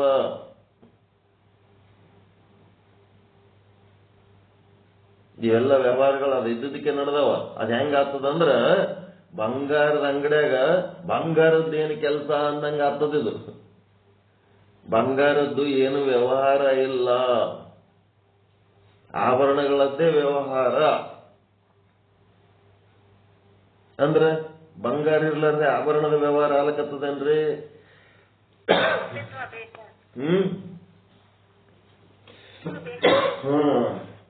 ಅದೇ ನೋಡ್ರಿ ಮಜಾ. ಬಂಗಾರದ ಅಂಗಡ್ಯಾಗ ಬಂಗಾರದೇನ್ ಕೆಲಸ, ಕುಂಬಾರನ ಮನ್ಯಾಗ ಮಣ್ಣಿಂದೇನ್ ಕೆಲಸ ಇದ್ದಂಗ, ಕುಂಬಾರನ ಮನೆ ಒಳಗ ಮಣ್ಣು ಇದ್ದಂಗ, ಬಂಗಾರದ ಅಂಗಡ್ಯಾಗ ಬಂಗಾರ ಇದ್ದಂಗ, ಸ್ವೀಟ್ ಅಂಗಡ್ಯಾಗ ಸಕ್ರಿ ಬೆಲ್ಲ ಇದ್ದಂಗ, ಇವ ಶುದ್ಧ ಬ್ರಹ್ಮ ಪಿಂಡಾಂಡದಲ್ಲಿ ಕೂಟಸ್ಥನಾಗಿ, ಬ್ರಹ್ಮಾಂಡದಲ್ಲಿ ಬ್ರಹ್ಮನಾಗಿ ಚೇತನ ಸ್ವರೂಪ ಏನದನಲ್ಲ, ಅವನು ಸತ್ತಾ ಸ್ಫೂರ್ತಿ. ಅದು ಶಬ್ದ ಚಂದ ನೆನ್ಪಿಟ್ಕೋಬೇಕು. ತನ್ನ ಅಸ್ತಿತ್ವವನ್ನ ಆ ಎಲ್ಲ ಲೀಲೆಗಳಿಗೆ ಕೊಟ್ಟದ್ದು.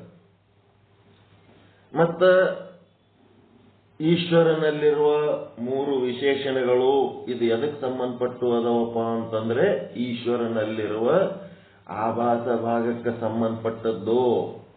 ಈಶ್ವರನಲ್ಲಿ ಮಾಯೆ ಎನ್ನುವ ಒಂದು ಕನ್ನಡಿ, ಆ ಕನ್ನಡಿಯಲ್ಲಿ ಬ್ರಹ್ಮನ ಪ್ರತಿಬಿಂಬ.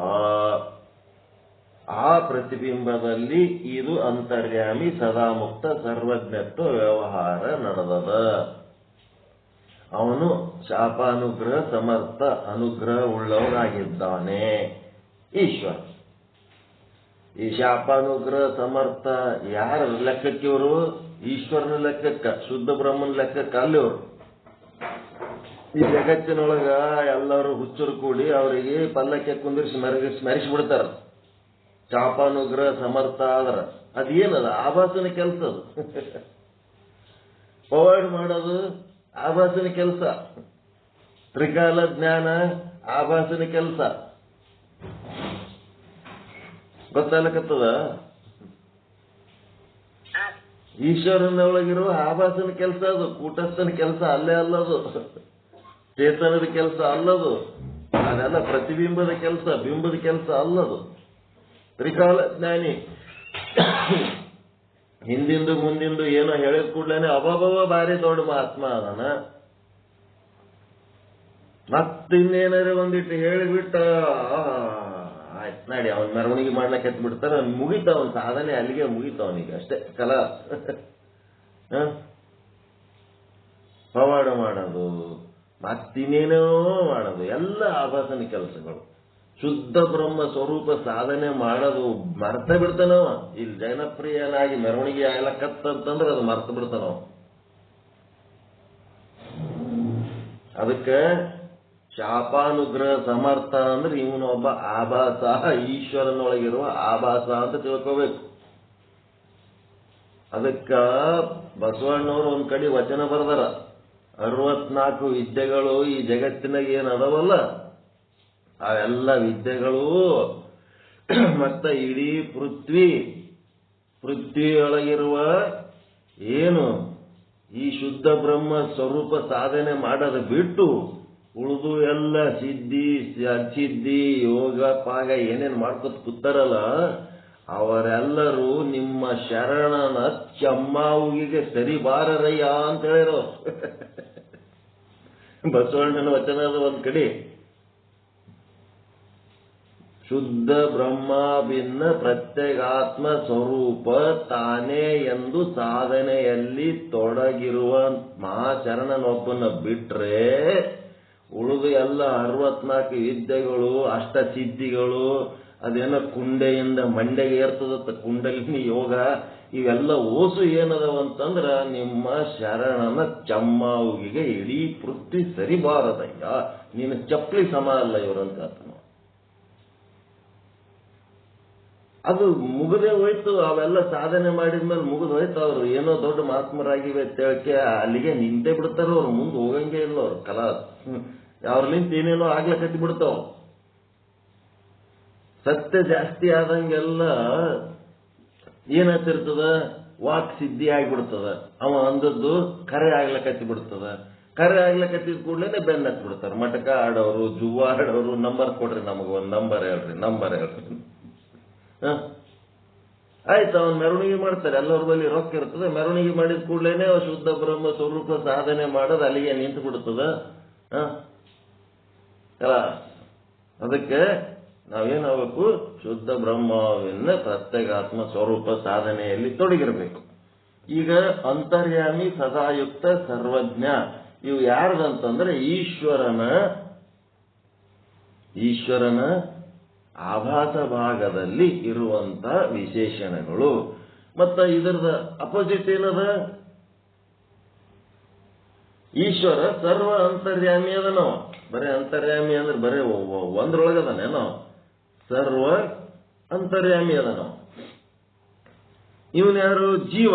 ಇವನ ವಿಶೇಷಣಗಳೇನದವ? ಇವನು ಅಂತರ್ಯಾಮಿನೇ ಅದನ ಒಳಗ ಇಲ್ಲ. ಅದ್ರ ಅವ ಓಸುದ್ರಾಗ ಇದ್ರ ಇವ ಒಂದ್ರಾಗ ಅದನ ಜೀವ. ವ್ಯಷ್ಟಿ ಸಮಷ್ಟಿ ಅಂತದಲ್ರಿ. ವ್ಯಷ್ಟಿ ಅಂತರ್ಯಾಮಿ ಜೀವ. ಸಮಷ್ಟಿ ಒಳಗೆ ಎಲ್ಲಾ ಜೀವಿಗಳೊಳಗಿರೋವನು ಈಶ್ವರ. ಅವನು ಸರ್ವ ಅಂತರ್ಯಾಮಿ. ಮತ್ತ ಈಶ್ವರನ ಆಭಾಸ ಭಾಗ ಸದಾ ಮುಕ್ತ ಆದ. ಜೀವ ಏನದ? ಸದಾ ಮುಕ್ತ ಆದ. ಸದಾ ಬಂಧನದೊಳಗಾದ. ಸದಾ ಬಂಧನದೊಳಗಾದ, ಸದಾ ಮುಕ್ತದೊಳಗದ.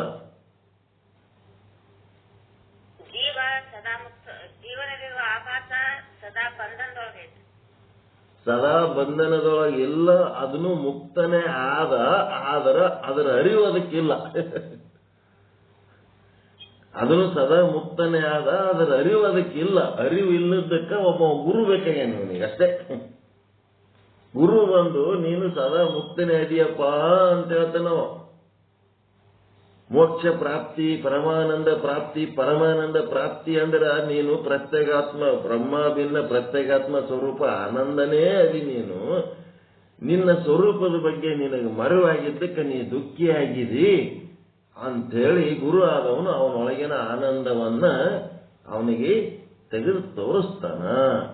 ಅದಕ್ಕ ಇವ ಹೆಂಗ ಸಿಪ್ಪಿ ಸಹಿತ ಶೇಂಗಾಕ್ಕೆ ಏನಂತೀರಿ ನೀವು? ಶೇಂಗಾನೆ ಅಂತೀರಿ. ಸಿಪ್ಪಿ ಬಿಚ್ಚಿದ ಕಾಳಿಗೆ ಅದಕ್ಕೂ ಶೇಂಗಾನೆ ಅಂತೀರಿ. ಈ ಜೀವ ಹೆಂಗದನಂತಂದ್ರ ಸಿಪ್ಪಿ ಒಳಗಿನ ಕಾಳೆದ್ದಂಗದನೆ. ಇವನು ಅದನ, ಇವನು ಶೇಂಗಾನೆ, ಅವನು ಶೇಂಗಾನೆ. ಇವ ಸಿಪ್ಪಿ ಒಳಗಿನ ಕಾಳಿದ್ದಂಗದನ. ಈ ಸಿಪ್ಪಿ ತೆಗೆದು ಹಾಕ್ಲಕ್ ಒಬ್ಬ ಗುರು ಬೇಕು. ಆವರಣ ಆಗ್ಯದ, ಆ ಕಾಳಿಗೆ ಆವರಣ ಆಗ್ಯದ. ಆ ಸಿಪ್ಪಿ ತೆಗೆದು ಹಾಕ್ಲಕ್ ಒಬ್ಬ ಗುರು ಬೇಕು. ಗುರು ಬಂದು ಆ ಆವರಣ ತೆಗೆದ ಮೇಲೆ ಅವ ಈಶ್ವರನಾಗಿ ಇಡೀ ಬ್ರಹ್ಮ ತನ್ನ ಸಂಸಾರ, ತನ್ನ ದೇಹ ಅಷ್ಟರ ಮಟ್ಟಿಗೆ ಮೇಂಟೈನ್ ಮಾಡ್ಕೊಂಡು ಹೋಗಿರ್ತಾನಲ್ಲ, ಅವ ದೊಡ್ಡ ಮನುಷ್ಯ ಆಗಿಬಿಡ್ತಾನೆ. ಇಡೀ ಬ್ರಹ್ಮಾಂಡವನ್ನ ಪ್ರೀತಿಸುವಂತ ಬ್ರಹ್ಮ ಆಗಿ ಕುಂದಿರ್ತಾನೋ. ಈಶ್ವರನ ಸ್ಥಾನಕ್ಕೆ ಹೋಗ್ತಾನೋ. ಈಶ್ವರನ ಸ್ಥಾನಕ್ಕೆ ಹೋಗಿ ಆ ಈಶ್ವರನ ಸ್ಥಾನಕ್ಕೆ ಹೋಗಿ ಬ್ರಹ್ಮಾಂಡವನ್ನ ಪ್ರೀತಿ ಮಾಡದೆ ಕೆಲಸ ಅಲ್ಲ. ಅವ ಶುದ್ಧ ಬ್ರಹ್ಮ ಭಿನ್ನ ಪ್ರತ್ಯೇಗಾತ್ಮ ಸ್ವರೂಪ ಹೋಗಿ ಆ ಶುದ್ಧ ಬ್ರಹ್ಮನೇ ತಾನಾಗುವಂತ ಸ್ಥಿತಿ. ನಿನ್ನಿಂದ ಅಧಿಕ ನೆನೆಸುವೆನಯ್ಯ ಕೂಡಲ ಸಂಗಮ ದೇವ ಅಂತ ಇದೇ ಅರ್ಥದಾಗ ಹೇಳ್ತಾರವ್ರು. ನಿನ್ನಕ್ಕಿಂತ ಅಲ್ಲ, ನಿನ್ನಿಂದ ಅಧಿಕ. ನಾನು ಶುದ್ಧ ಬ್ರಹ್ಮ ಸ್ವರೂಪನೇ ಆಗುವಷ್ಟು ಕೆಪಾಸಿಟಿ ಅದ ನನಗಂತ ಹೇಳ್ತಾನೆ ಬಸವಣ್ಣ. ಹಂಗ ಇಲ್ಲೇನಾಗ್ತದಪ್ಪ ಅಂತಂದ್ರೆ ಇವನು ಏನದನ? ಸದಾ ಮುಕ್ತನೇ ಅದನ. ಆದರೆ ಅವನಿಗೆ ಮರುವಾಗಿದ್ದಕ್ಕ ಸದ್ಗುರುವಿನಿಂದ ಅವನಿಗೆ ಮುಕ್ತಿ ದೊರೀತದ. ಸಾರೇ ಚೆಲ್ಲದೆ ಮುಕುತಿ ಅಂತಂದ್ರೆ ಹುಟ್ಟಿದಾಗಿ ನಡೆದು ಸಾಯ ತನಕ ಮೋಕ್ಷನೇ ಆದ. ಆದರೆ ಗುರು ತೋರಿಸದಲ್ಲದೆ ಕಾಣಿಸದಲ್ಲ. ಗುರು ತೋರಿಸಲಾರದೆ ಆ ಮೋಕ್ಷ ಕಾಣಂಗಿಲ್ಲ ಅವನಿಗೆ.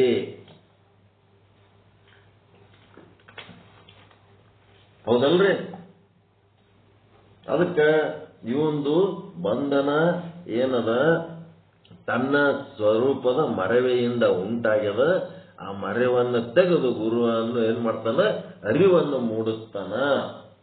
ದುಃಖ ಇಲ್ಲದ ದುಃಖ ಆದಂತ ತಿಳ್ಕೊಂಡನ, ಇದ್ದ ಆನಂದ ಇಲ್ಲ ಅಂತ ತಿಳ್ಕೊಂಡನ.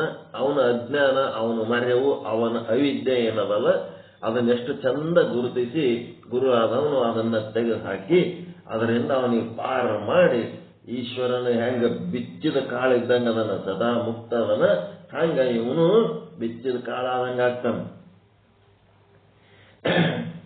ತಿಪ್ಪಿ ಇಲ್ಲದ ಕಾಳಾದಂಗ ಆಗ್ತಾನ. ಮತ್ತೆ ಈಶ್ವರ ಸರ್ವಜ್ಞ ಅದನ, ಅವನಿಗೆಲ್ಲ ಗೊತ್ತು. ಜೀವ ಏನದನ ಅಲ್ಪಜ್ಞ. ಇವನಿಗೇನು ಗೊತ್ತಿಲ್ಲ, ಇವನಿಗೆ ಗೊತ್ತ, ತನ್ನ ಮಟ್ಟಿಗೆ ತನ್ನ ಗೊತ್ತದ ಇಲ್ರಿ. ಇವನಿಗೇನು ಪೂರ ಗೊತ್ತಿರ್ಲಾರ್ದಾಗೇನು ಕಲ್ಲು ಜಡ ಇದ್ದಂಗ ಅದಾನೆ. ನೀವು ಏನಾರ ಕಲ್ಲ ಮಣ್ಣ ಇದ್ದಂಗ ಇವನಿಗೂ ಒಂದು ಅಂತಃಕರಣ ಅದ, ಇವನಿಗೂ ತಿಳುವಳಿಕೆ ಅದ, ಇವನಿಗೂ ಒಂದಿಟ್ಟು ಬುದ್ಧಿ ಅದ. ಈಶ್ವರ 100% ಇದ್ರಿ, 1% ಅದನ್ನ ಇಲ್ಲ.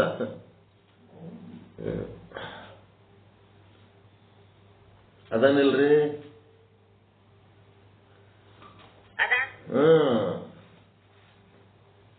ಅದಕ್ಕ ಅವ ಈಶ್ವರ ಸರ್ವಜ್ಞ, ಜೀವ ಅಲ್ಪಜ್ಞ.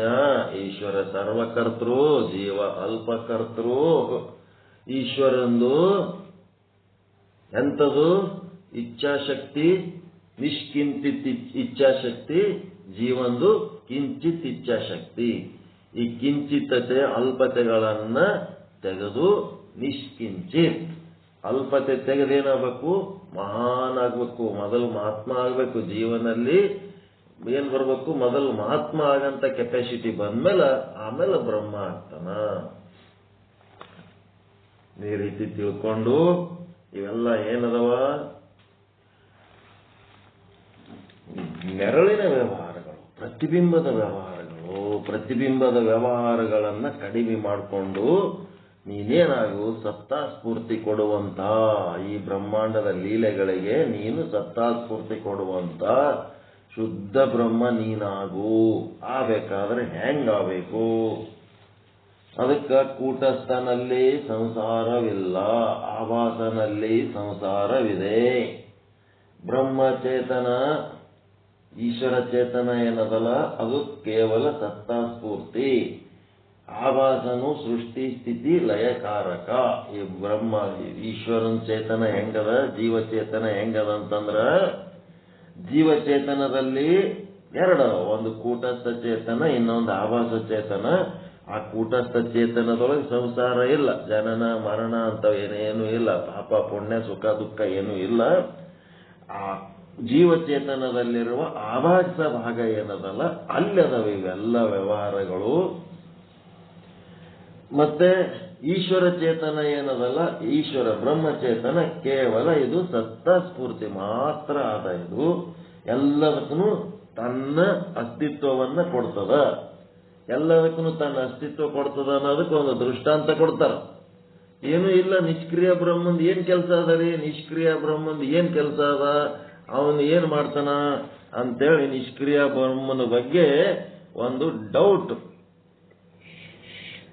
ಅದಕ್ಕೊಂದು ದೃಷ್ಟಾಂತ ಕೊಡ್ತಾರ. ಒಂದು ದೊಡ್ಡದು ಬ್ಯಾನರ್ ಹಾಕಿರ್ತಾರ, ಅದು ಇದು ಮ್ಯೂಟ್ ಮಾಡ್ಕೊಳ್ರಿ, ಮ್ಯೂಟ್ ಮಾಡ್ಕೊಳ್ರಿ.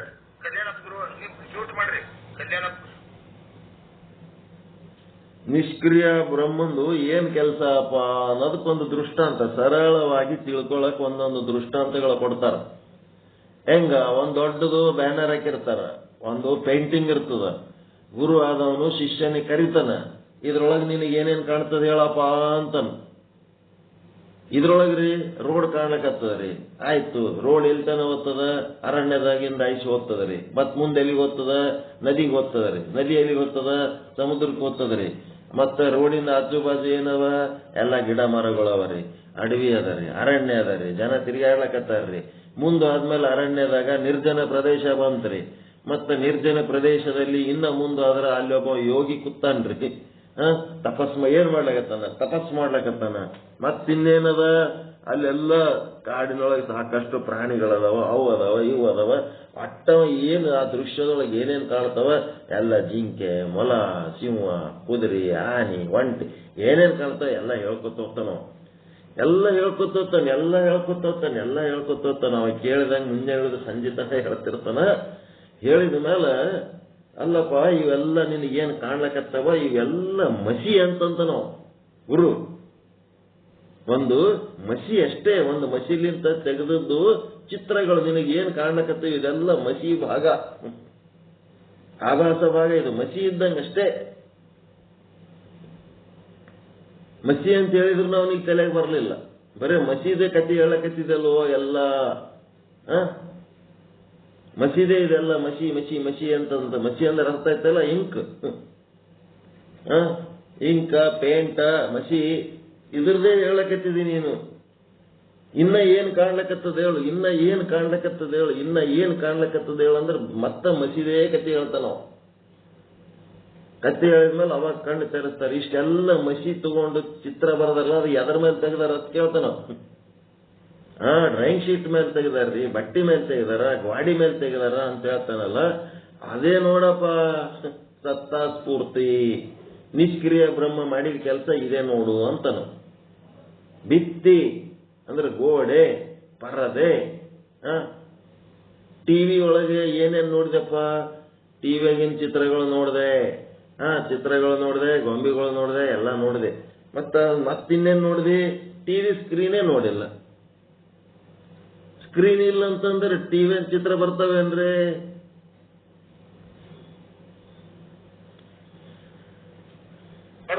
ಸ್ಕ್ರೀನೇ ಇಲ್ಲ, ಟಿವಿ ಸ್ಕ್ರೀನ್ ಇಲ್ಲ. ನಿಮ್ ಮೊಬೈಲ್ ಸ್ಕ್ರೀನ್ ಅದಲ್ಲ, ಅದಕ್ಕೇನಂತೀರಿ? ಸ್ಕ್ರೀನ್. ಮೊಬೈಲ್ ಮೇಲೆ ಸ್ಕ್ರೀನ್ ಅದ. ಆ ಸ್ಕ್ರೀನ್ ಇಲ್ಲ ಅಂತಂದ್ರೆ ಅದ್ರ ಮೇಲೆ ಏನು ವ್ಯವಹಾರ ಮಾಡ್ಲಕ್ ಸಾಧ್ಯ ಅದ? ಹಂಗ ಶುದ್ಧ ಬ್ರಹ್ಮ ಹೆಂಗದನ? ಸ್ಕ್ರೀನ್ ಇದ್ದಂಗದನ. ಉಳಿದ ವ್ಯವಹಾರಗಳೆಲ್ಲ ಆಭಾಸನ ವ್ಯವಹಾರಗಳು. ಆ ಬ್ರಹ್ಮ ಭಾಗ ಏನದ ಅಂದ್ರೆ ಸ್ಕ್ರೀನಿನ ಭಾಗ, ಡಿಸ್ಪ್ಲೇ ಹೋಗ್ಯದ ಅಂತ ನೋಡ್ರಿ. ಮೊಬೈಲ್ ಅಂಗಡಿ ಹುಡುಗರು ಏನಾಗ್ಯದ ಅಂದ್ರೆ ಡಿಸ್ಪ್ಲೇ ಹೋಗ್ಯದ, ಮತ್ತೊಂದು ಡಿಸ್ಪ್ಲೇ ಹಾಕಬೇಕು. ಮೊಬೈಲ್ನಾಗ ಸ್ಕ್ರೀನಿಗೆ ಡಿಸ್ಪ್ಲೇ ಅಂತಾರ ಅದಕ್ಕೆ. ತಿಳ್ಲಕತ್ತದ್ರ ಸತ್ತ ಸ್ಫೂರ್ತಿ ಅಂತ ಮೊಬೈಲಿನ ಎಲ್ಲ ವ್ಯವಹಾರಗಳಿಗೆ ತನ್ನ ಸತ್ತ ಸ್ಫೂರ್ತಿ ಯಾವುದು? ಡಿಸ್ಪ್ಲೇ. ವ್ಯವಹಾರಗಳು ಬರ್ತಾವ, ಓದ್ತಿರ್ತಾವ. ಸದಾ ಕಾಲ ಶಾಶ್ವತವಾಗಿರೋದು ಡಿಸ್ಪ್ಲೇ, ಸ್ಕ್ರೀನ್. ಆ ಸ್ಕ್ರೀನ್ ಅನ್ನು ಮರೆತು ಎಲ್ಲ ವ್ಯವಹಾರಗಳು ಮಾಡ್ತಿರ್ತೀವಿ. ಅದಕ್ಕ ಆ ಸ್ಕ್ರೀನ್ ಏನರೇ ಯಾವದರೆ ವ್ಯವಹಾರದಿಂದ ಆ ಸ್ಕ್ರೀನ್ ಏನರೇ ಆಗ್ಯದೇನು? ನೀವು ಸಿಟ್ಟಿಗೇರಿ ಬೈಲಕತ್ತೀರಿ ಅಂದ್ರೆ ಆ ಸ್ಕ್ರೀನಿಗೆ ಏನಾರ ತ್ರಾಸ ಆಗ್ಯದೇನು? ಮೊಬೈಲ್ನಾಗ ಯಾರ ಜೊತೆಗೆ ಮಾತನಾಡುವಾಗ ಸಿಟ್ಟಿಗೇರಿ ಬೈಲಕತ್ತೀರಿ, ಆ ಮೊಬೈಲಿನ ಸ್ಕ್ರೀನಿಗೆ ಏನಾರ ತ್ರಾಸ ಆಗ್ತದೇನು?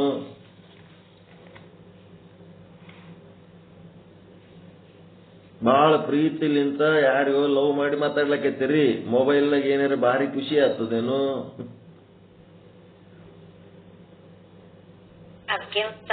ಸಂಬಂಧ ಇಲ್ಲ.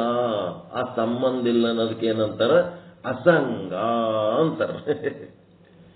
ಈ ಪ್ರತಿಬಿಂಬದ ವ್ಯವಹಾರ ಪಾಪ, ಪುಣ್ಯ, ಸುಖ, ದುಃಖ, ರಾಗ, ದ್ವೇಷ, ಅನುಕೂಲ, ಪ್ರತಿಕೂಲ, ಜನ್ಮ, ಪುನರ್ಜನ್ಮ, ಇವು ಏನೇನ್ ಅದಾವ ಇವೆಲ್ಲ ಏನದಾವ? ಆಭಾಸನ ಕೆಲಸಗಳು.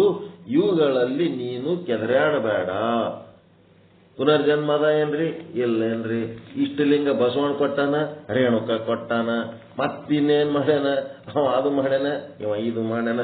ಬರೀ ಜಗಳ ಚಕ್ಕಳು. ಆದ ಆ ಧರ್ಮದವರು, ಇದು ಈ ಧರ್ಮದವರು. ಇವೆಲ್ಲ ಓಸು ಏನದ? ಇವು ಆಭಾಸನ ಕೆಲಸಗಳು. ಆಭಾಸನ ಕೆಲಸಗಳಿವೆಲ್ಲ ಆಭಾಸನ ಕೆಲಸಗಳು. ಅದೇ ದೊಡ್ಡದ ಕೆಲಸ ಅಂತ ತಿಳ್ಕೊಂಡು ಯಾರು ಮಾಡ್ತಿರ್ತಾರ ಅವ್ರಿಗೆ ತಿಳಿಸಿ ಹೇಳಕ್ ಪ್ರಯತ್ನ ಮಾಡ್ಬೇಕು. ತಿಳ್ಕೊಳ್ಳಿಲ್ಲ ಅಂದ್ರೆ ಅವ್ರ ಪಾಡಿಗೆ ಅವ್ರಿಗೆ ಬಿಟ್ಟು ಬಿಡ್ಬೇಕು. ಏನ್ ಮಾಡ್ಬೇಕು? ನಮ್ಮ ಸಾಧನೆ ಒಳಗೆ ನಾವು ತೊಡಗಿರ್ಬೇಕು. ಅವ್ರು ಯಾರು ಈ ಸಾಧನೆ ಒಳಗೆ ತೊಡಗ್ತಾ ಇಲ್ಲಲ್ಲ ಅಂತೇಳಿ ನೀವು ಚಿಂತೆ ಮಾಡಬಾರ್ದು. ಯಾಕಂದ್ರೆ ಅವ್ರಿಗೆ ಪುಣ್ಯ ಇರ್ಲಿಲ್ಲ ಅಂದ್ರೆ ನೀವೇನ್ ಮಾಡ್ಲಕ್ಕಾಗ್ತದ? ಅವ್ರಿಗೆ ಪುಣ್ಯ ಇರ್ಲಿಲ್ಲ ಅಂದ್ರೆ ನೀವೇನ್ ಮಾಡ್ಲಕ್ಕಾಗ್ತದ? ಅವ್ರಿಗೆ ಪುಣ್ಯ ಇತ್ತಂದ್ರೆ ಅದನ್ನು ಸಾಧನೆ ಮಾಡ್ತಾರ ಅವರು. ಅದಕ್ಕೆ ಅಸಂಗವಾಗಿರ್ರಿ. ಈ ವ್ಯವಹಾರಗಳ ಆಭಾಸನ ಕೆಲಸಗಳು ಅಂತ ತಿಳ್ಕೊಂಡು ಅಸಂಗವಾಗಿರ್ರಿ. ಸಾಧನೆಗೆ ದಾರಿ ತೋರಿಸ್ಲಕತ್ತಾರ. ಈ ರೀತಿಯಾಗಿ ಈಶ್ವರ ಮತ್ತು ಜೀವರಲ್ಲಿಯ ಏನು ಒಂದು ಚೇತನದ ಅಂಶವಿದೆಯಲ್ಲ, ಆ ಚೇತನದ ಅಂಶವು ಅಸಂಗವಾಗಿದೆ. ಜೀವನಲ್ಲಿರುವ ಆಭಾಸ, ಈಶ್ವರನಲ್ಲಿರುವ ಆಭಾಸ, ಎರಡಕ್ಕೂ ಆಭಾಸಗಳಿವೆ. ಜೀವನಲ್ಲೂ ಒಂದು ಚೇತನವಿದೆ, ಈಶ್ವರನಲ್ಲೂ ಒಂದು ಚೇತನವಿದೆ. ಈಶ್ವರನಲ್ಲಿರುವ ಚೇತನವೇ ಬ್ರಹ್ಮಚೇತನ, ಜೀವನಲ್ಲಿರುವ ಚೇತನವೇ ಕೂಟಸ್ಥ ಚೇತನ. ಎರಡರದು ಚೇತನಗಳಿವೆ. ಆ ಚೇತನದಲ್ಲಿರುವ ಆಭಾಸನಲ್ಲಿ ಸಂಸಾರ, ಆ ಚೇತನಗಳ ಆಭಾಸ, ಚೇತನದ ಪ್ರತಿಬಿಂಬ. ಅಲ್ಲಿ ಏನದ? ಸಂಸಾರ, ಕಾಮ, ಕರ್ಮ, ಬಯಕೆಗಳದಾವ. ಕಾಮ ಅಂದ್ರೆ ಬಯಕೆಗಳು, ಕರ್ಮ ಅಂದ್ರೆ ಆ ಬಯಕೆಗಳನ್ನು ಈಡೇರಿಸಿಕೊಳ್ಳುವುದಕ್ಕೆ ಮಾಡುವ ಪ್ರಯತ್ನಗಳು. ಕಾಮಗಳಿವೆ, ಕರ್ಮಗಳಿವೆ, ಜನನ ಇದೆ, ಉಪಜೀವನ ಇದೆ, ಮರಣಾದಿಗಳು ಇವೆ. ಜೀವನಲ್ಲಿರುವ ಕೂಟಸ್ಥ ಚೇತನದಲ್ಲಿ ಸಂಸಾರವಿಲ್ಲ. ಈಶ್ವರನಲ್ಲಿರುವ ಆಭಾಸನು ಸೃಷ್ಟಿ ಸ್ಥಿತಿ ಲಯ ಮಾಡುತ್ತಾನೆ. ಆದರೆ ಈಶ್ವರನಲ್ಲಿರುವ ಚೇತನವು ಏನೂ ಮಾಡುವುದಿಲ್ಲ. ಅದು ಕೇವಲ ಏನ್ ಮಾಡ್ತದದು? ಈಶ್ವರನಲ್ಲಿರುವ ಇಡೀ ಬ್ರಹ್ಮಾಂಡದ ಸೃಷ್ಟಿಕರ್ತ ಅಂತೇಳಿ ಶುದ್ಧ ಬ್ರಹ್ಮಗಂತರ. ಆ ಶುದ್ಧ ಬ್ರಹ್ಮ ಬ್ರಹ್ಮಾಂಡ ಸೃಷ್ಟಿ ಮಾಡಿಲ್ಲ, ಈಶ್ವರನಲ್ಲಿರುವ ಆಭಾಸ ಭಾಗ ಸೃಷ್ಟಿ ಮಾಡ್ಯದ. ತಿಳ್ಕೊರಿದು. ಶುದ್ಧ ಬ್ರಹ್ಮ ಅಲ್ಲ, ಸೃಷ್ಟಿಕರ್ತ ಪರಮಾತ್ಮ.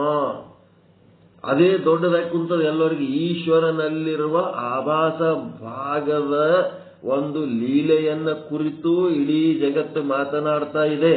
ಈಶ್ವರನಲ್ಲಿರುವ ಚೇತನದ ಭಾಗದ ಅರಿವೇ ಇಲ್ಲ ಅವರಿಗೆ. ಜೀವನಲ್ಲಿರುವ ಆಭಾಸ ಭಾಗದ ಪಾಪ ಪುಣ್ಯಗಳನ್ನ ಕುರಿತೇ ಈ ಜಗತ್ತು ಮಾತಾಡ್ತದ. ಈ ಜೀವನಲ್ಲಿರುವ ಕೂಟಸ್ಥ ಭಾಗದ ಅರಿವೇ ಇಲ್ಲ ಈ ಜಗತ್ತಿನ ಅನೇಕ ಜನ ಸಾಧಕರಿಗೆ. ಈ ಕೂಟಸ್ಥ ಮತ್ತು ಈ ಬ್ರಹ್ಮ ಇವೆರಡು ಏನದವ? ಪರಬ್ರಹ್ಮನ ಅಂಶಗಳು. ಅವು ನಿಷ್ಕ್ರಿಯ ಬ್ರಹ್ಮ. ಅವು ಸತ್ತಾ ಸ್ಫೂರ್ತಿ ಕೊಡ್ತಾವ. ಅವು ಕೊಡ್ಲಿಲ್ಲ ಅಂತಂದ್ರೆ ಇವು ಯಾವ ಇರ್ಲಿಕ್ಕೆ ಸಾಧ್ಯ ಇಲ್ಲ. ಇದರ ಬಗ್ಗೆ ಪ್ರಜ್ಞೆ ಇಲ್ಲ. ಬರೇ ಪಾಪ ಪುಣ್ಯ ಮಾಡೋದು, ಸ್ವರ್ಗ ನರಕ ಅನುಭವಿಸೋದು, ಮತ್ತೆ ಸೃಷ್ಟಿ ಸ್ಥಿತಿ ಲಯ ಮಾಡುವ ಪರಮಾತ್ಮ ಅಂತ ತಿಳ್ಕೊಂಡಾರ. ಪರಮಾತ್ಮ ಅಂತಂದ್ರೆ ಈಶ್ವರನಲ್ಲಿರುವ ಆಭಾಸ ಭಾಗದ ಮಟ್ಟದ ಚಿಂತನೆಗಳಷ್ಟೇ ಅವು. ಹೀಗಾಗಿ ನೀನೇನಾಗು? ಈಶ್ವರನಲ್ಲಿರುವ ಬ್ರಹ್ಮಚೇತನ ಮತ್ತೆ ಜೀವನಲ್ಲಿರುವ ಕೂಟಸ್ಥ ಚೇತನ, ಇವೆರಡಕ್ಕೂ ಮೂಲವಾಗಿರುವಂಥದ್ದು ಶುದ್ಧ ಬ್ರಹ್ಮ. ಅದು ನಿನ್ನ ಸ್ವರೂಪ. ನೀನು ಅಸಂಗನಾಗಿರು. ಜಗತ್ತು ಸೃಷ್ಟಿ ಮಾಡಿದವ ಯಾರು? ಈಶ್ವರ. ಈಶ್ವರ ಅಂತಂದ್ರೆ ಈಶ್ವರನಲ್ಲಿ ಎರಡು ಭಾಗಗಳಿವೆ. ಒಂದು ಬ್ರಹ್ಮಚೇತನ ಭಾಗ, ಇನ್ನೊಂದು ಆಭಾಸ ಚೇತನ ಭಾಗ. ಬ್ರಹ್ಮಚೇತನ ಅಂತಂದ್ರೆ ಬಿಂಬ. ಮತ್ತೆ ಈಶ್ವರನಲ್ಲಿ ಒಂದು ಮಾಯೆ ಎನ್ನುವ ಒಂದು ರಾಜ್ಯವಿದೆ. ಆ ಮಾಯೆಯ ರಾಜ್ಯನೇ ಏನದಪ್ಪ ಅಂದ್ರ ಉಪಾಧಿ, ಕನ್ನಡಿ ಉಪಾಧಿ ಇದ್ದಂಗದ. ಆ ಕನ್ನಡಿ ಒಳಗ ಆ ಬ್ರಹ್ಮನ ಪ್ರತಿಬಿಂಬ ಏನು ಉಂಟಾಗ್ತದ, ಆ ಆಭಾಸನಿಂದ ಈ ಜಗತ್ತಿನೊಳಗೆ ಸೃಷ್ಟಿ ಸ್ಥಿತಿ ಲಯ ಆಗಿ 84 ಲಕ್ಷ ಜೀವರಾಶಿಗಳು ಉಂಟಾಗಿ, ಆ ಜೀವರಾಶಿಗಳಿಂದ ಕಾಮ ಕರ್ಮಗಳನ್ನು ಮಾಡಿಸಿ ಪ್ರೇರಣೆ ಮಾಡಿ ಆ ಕರ್ಮಗಳಿಗೆ ತಕ್ಕಂತ ಫಲ ಕೊಡಂಥದ್ದು, ಸುಖ ದುಃಖಾದಿಗಳ ಫಲ ಕೊಡೋದು, ಜನ್ಮ ಪುನರ್ಜನ್ಮ ಕೊಡೋದು ಎಲ್ಲ ಈಶ್ವರನಲ್ಲಿರುವಂತ ಒಂದು ಪ್ರತಿಬಿಂಬದ ಕೆಲಸ, ಆಭಾಸನ ಕೆಲಸ. ಎಷ್ಟು ಅರ್ಥ ಇಲ್ಲದದ ಇದು, ಸ್ವಲ್ಪ ವಿಚಾರ ಮಾಡ್ರಿ. ಎಷ್ಟು ಕೆಲಸಕ್ಕೆ ಬರಲಾರ್ದ ಕೆಲಸ ಅದ ಇದು, ವಿಚಾರ ಮಾಡ್ರಿ.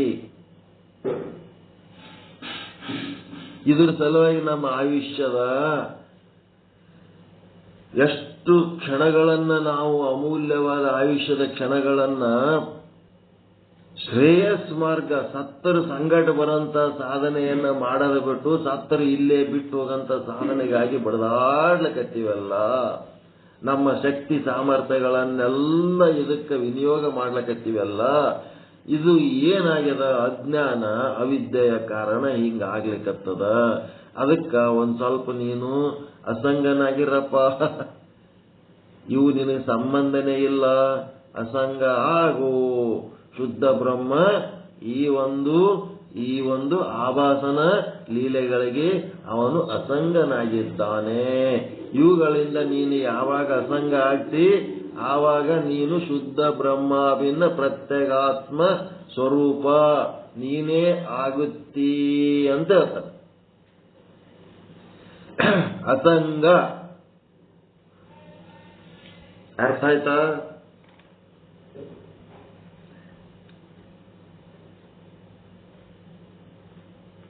ಅಸಂಗ ಆಗು. ದುಃಖ ನಿವೃತ್ತಿ ಬೇಕು ಅಂದ್ರೆ ಅಸಂಗ ಆಗು. ದುಃಖ ಪ್ರಾಪ್ತಿ ಬೇಕು ಅಂತಂದ್ರೆ ಸಂಗ ಆಗು. ಹೆಂಗ್ ಮಾಡ್ತೀರಿ? ದುಃಖ ನಿವೃತ್ತಿ ಬೇಕಾ, ದುಃಖ ಪ್ರಾಪ್ತಿ ಬೇಕಾ? ಸಂಗ ಆದಿ ದುಃಖ ಪ್ರಾಪ್ತಿ, ಚಿಂತೆ ಪ್ರಾಪ್ತಿ, ಭಯ ಪ್ರಾಪ್ತಿ. ಇದಕ್ಕೆ ಹೆಂಗ್ ಅಸಂಗ ಹಾಕೋತ್ ಹೋಗ್ತಿದಿ, ಇದನ್ನ ಅರ್ಥ ಮಾಡ್ಕೋತಿದಿ, ಅಲ್ಲಿ ನೀನೇನಾಗ್ತಿದಿ? ಶುದ್ಧ ಬ್ರಹ್ಮ, ಸದ್ರೂಪ ಬ್ರಹ್ಮ, ಚಿದ್ರೂಪ ಬ್ರಹ್ಮ, ಆನಂದ ರೂಪ ಬ್ರಹ್ಮ. ಆಭಾಸನ ಲೀಲೆಗಳನ್ನ ನೋಡಿ ನಾವು ವಿಕಾರ ಆದೆವು ಅಂತಂದ್ರೆ ಅಲ್ಲಿ ಸದ್ರೂಪ ಬ್ರಹ್ಮತ್ವ ಕಳ್ಕೊತೀವಿ.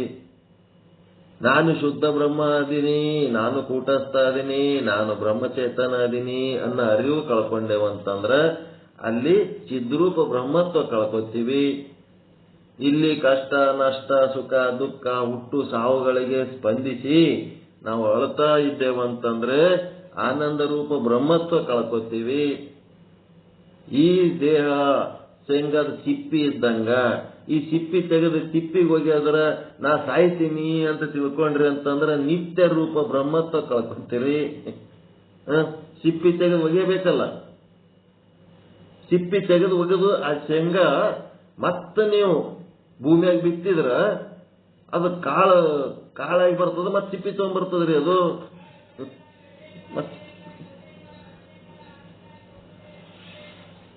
ಶೇಂಗಾದ ಕಾಳು ಈ ಜನ್ಮದಾಗ ನೀವು ಮಾಡಿ ಆ ಕಾಳನ್ನ ಭೂಮಿಯಾಗ ಬಿತ್ತಿರ ಮತ್ತೆ ಸಿಪ್ಪಿ ತಗೊಂಡ್ಬರ್ತದ, ಅದು ಸಿಪ್ಪಿ ತಗೊಂಡ್ಬರ್ತದ. ಅದಕ್ಕೇನ್ ಮಾಡ್ಬೇಕು? ಸಿಪ್ಪಿ ಮತ್ತೆ ತಗೊಂಡು ಬರ್ಲಾರ್ದಂಗ ಅದನ್ನ ಬ್ರಹ್ಮಜ್ಞಾನದ ಅಗ್ನಿ ಒಳಗ ಹುರಿದು ಬಿಡ್ಬೇಕು. ಅದಕ್ಕೆ ಹುರಿದ ಕಾಳಿನಂತ ಆಗ್ಬೇಕಂತ. ಬ್ರಹ್ಮಜ್ಞಾನದ ಅಗ್ನಿ ಒಳಗ, ಜ್ಞಾನಾಗ್ನಿ ಒಳಗ ಹುರಿದು ಬಿಟ್ರೆ ಮತ್ತದ ಸಿಪ್ಪಿ ತರಂಗಿಲ್ಲ. ಬಿಟ್ರಿ ಅಂತಂದ್ರೆ ಅದು ನೆಲಕ್ಕೆ ಬಿತ್ತು ಮತ್ತೊಂದು ಸಿಪ್ಪಿ ತಗೊಂಡ್ಬರ್ತದೆ, ನೆಲಕ್ಕೆ ಬಿತ್ತು ಮತ್ತೆ ಸಿಪ್ಪಿ ತಗೊಂಡ್ಬರ್ತದೆ. ಜ್ಞಾನಾಗ್ನಿಯಲ್ಲಿ ಹುರಿದು ಬಿಡ್ಬೇಕು. ಅದಕ್ಕೆ ಹುರಿದು ಶೇಂಗಾ ಒಯ್ದು ಬಿತ್ತಿದ್ರೆ ಏನ್ರ ಕಾಳು ಬರ್ತಾವ, ಬೆಳೀತದೇನ್ರಿ, ನಾಟ್ತಾವೇನ್ರಿ ಅವು?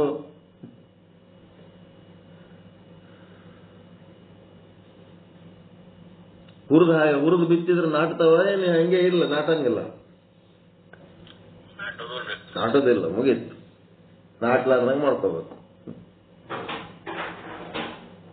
ಅಸಂಗ ಆಗ್ರಿ. ಈ ಲೀಲೆಗಳಿಂದ ಆಭಾಸನ ಲೀಲೆ, ಈಶ್ವರನಲ್ಲಿರೋ ಆಭಾಸ, ಜೀವನಲ್ಲಿರೋ ಆಭಾಸ, ಇದೊಂದು ದೊಡ್ಡ ನಾಟಕ ನಡೆದವ. ಇದ್ರೊಳಗ ನೀವು ವೀಕ್ಷಕರಾಗಬೇಡ್ರಿ, ಈ ನಾಟಕದ ಮಾಲೀಕರಾಗ್ರಿ. ನೀವು ಮಾಲೀಕರಾದ್ರಿ ಅಂತಂದ್ರ ಎರಡೂ ಸಮತ್ವ ಬುದ್ಧಿ. ಅದು ಸಂತೋಷನೇ ಕೊಡ್ತದೆ, ಇದನ್ನು ಸಂತೋಷ ಕೊಡ್ತದೆ. ವಿಲನ್ ಮಾಡಿದ ಪಾತ್ರನೂ ಮಾಲೀಕನಿಗೆ ಸಂತೋಷನೇ ಕೊಡ್ತದ, ಹೀರೋ ಮಾಡಿದ ಪಾತ್ರನೂ ಮಾಲೀಕನಿಗೆ ಸಂತೋಷನೇ ಕೊಡ್ತದೆ. ನಾಟಕ ಕಂಪನಿ ಮಾಲೀಕರಾಗ್ರಿ, ನಾಟಕ ನೋಡ್ಲಕ್ ಹೋದಂತ ವೀಕ್ಷಕರಾದ್ರಿ, ಅದು ನಿಮಗೆ ಸುಖ ದುಃಖಗಳನ್ನು ಕೊಡ್ತದೆ.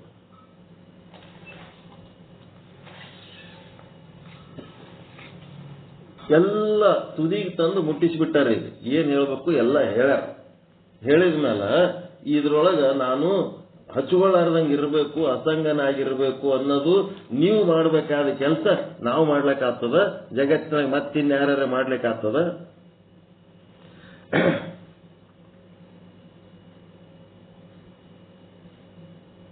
ಯಾರ ಅದರ ನೀವು ಮಾಡ್ಬೇಕಾಗಿದ್ದು ಮಾಡ್ಲಿಕ್ಕಿಲ್ಲ.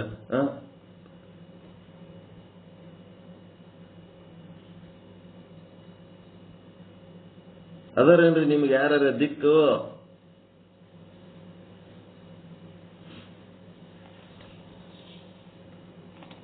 ನೀವು ಮಾಡಬೇಕಾದ ಅಸಂಗತ್ವ ಸಾಧನೆ, ನೀವು ಮಾಡ್ಬೇಕಾದದ್ ಮತ್ತಿನ್ಯಾರೇ ಬ್ಯಾಡ್ ಬಿಡಪ್ಪ ನಿನ್ ಕೆಲಸ ನಾ ಮಾಡ್ತೀನಿ ಅಂತ ಏನಾರೇ ಮಾಡ್ಲಕ್ ಅದರನ್ರಿ ಯಾರೇ? ಯಾರ್ಲಿಂತಾರೆ ಅದು ಮಾಡಿಸ್ಕೊಳಕ್ ಸಾಧ್ಯ ಅದ ಏನು? ಇಲ್ಲ ಸಾಧ್ಯ ಇಲ್ಲ. ನಾವು ಮಾಡಿಸ್ಕೊಳಕ್ ಸಾಧ್ಯ ಇದ್ದುವೇ ಮಾಡಿಸ್ಕೊಳಕ್ ಆಗಲ್ದು.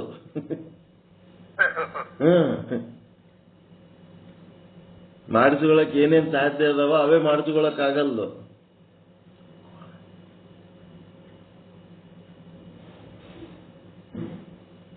ಇವು ಸಾಧ್ಯ ಇಲ್ಲದು ಏನ್ ಮಾಡಿಸ್ತೀರಿ?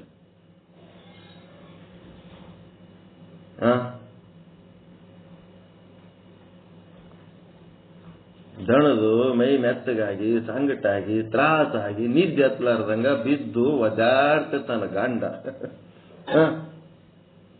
ಬಾಗ್ಲಾಗ ಒಂದು ಕೋಣ ಬಿದ್ದಂಗೆ ಬಿದ್ದಿರ್ತದ, ಗುರು ನಿದ್ದೆ ಹತ್ತಿರ್ತ ಮಕ್ಕೊಂಡಿರ್ತದ. ಇವನಿಗೆ ಏನಾಗ್ಯದ ಅಂತ ಅರಿವೇ ಇಲ್ಲ. ಬಾಯಿ ತೆಗೆದು ಹೇಳಿದ್ರು ಇವನಿಗೆ ಒಂದ್ ಸ್ವಲ್ಪ ಮೈ ಮುಟ್ಟಿ ಕೈ ಮುಟ್ಟಿ ಸೇವೆ ಮಾಡ್ಬೇಕು, ಸ್ವಲ್ಪ ಸಮಾಧಾನ ಮಾಡ್ಬೇಕು. ನಮ್ಮ ಸಲುವಾಗಿ ಇವರು ಹಗಲು ರಾತ್ರಿ ಕಷ್ಟ ಪಡ್ತಾರ ಅನ್ನಂತ ಅರಿವು ಇಲ್ಲ. ಇವು ಮಾಡ್ಕೊಳಕ್ ಸಾಧ್ಯ ಇದ್ದಂತವೇ ಮಾಡ್ಕೊಳಕ್ ಆಗಲ್ಲ. ಮತ್ತ ಇವು ಅಸಂಗ ಸಾಧನೆ ಹೆಂಗ್ ಮಾಡ್ತಾರೆ? ಸಂಘ ಸಾಧನೆಗಳೇ ಮಾಡ್ಲಿಕ್ಕಾಗಲ್ಲ.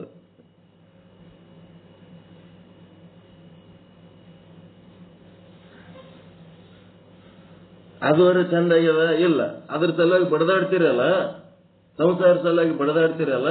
ನಿಮ್ ಮುಂದೆ ನಿಮ್ ಹೆಂಡ್ರ ಮಕ್ಕಳು ಭಾರಿ ಮುದ್ದು ಮಾಡಿ ನಮ್ ಸಲುವಾಗಿ ಬಡದಾಡ್ಲಕತ್ತಿದಪ್ಪ, ನಿನ್ಲಿಂತ ನಮ್ ಜೀವನ ಉದ್ಧಾರ ಆಗ್ಯದ ಅಂತೇಳಿ ನಿಮ್ಗೆ ಏನಾರ ಮುದ್ದು ಮಾಡ್ಯಾರ ನಿಮ್ಮ ಹೆಂಡ್ರ ಮಕ್ಕಳು?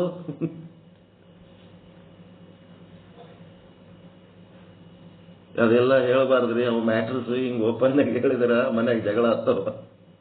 ಅದಾರ ಮಾಡ್ರಿ ನಾವು. ಆ ಕಡೆ ಅದು ಇಲ್ಲ, ಈ ಕಡೆ ಇದು ಇಲ್ಲ, ಹೆಸರುಗತ್ತಿಗಳ ಪರಿಸ್ಥಿತಿ ಇದು. ಹೆಂಡ್ರ ಮಕ್ಕಳಿಗೆ ಬಡದಾಡಿ ಹೆಂಡ್ರ ಮಕ್ಕಳಿಗೂ ಪ್ರಿಯ ಆಗಲಿಲ್ಲ, ಭಗವಂತನಿಗೆ ಬಡದಾಡಿ ಭಗವಂತನ ಸ್ವರೂಪನೂ ಆಗಲಿಲ್ಲ. ಸಂಘ ಸುಖನೂ ಇಲ್ಲ, ಅಸಂಗ ಸುಖನೂ ಇಲ್ಲ. ಇದೆಂತ ಪರಿಸ್ಥಿತಿ?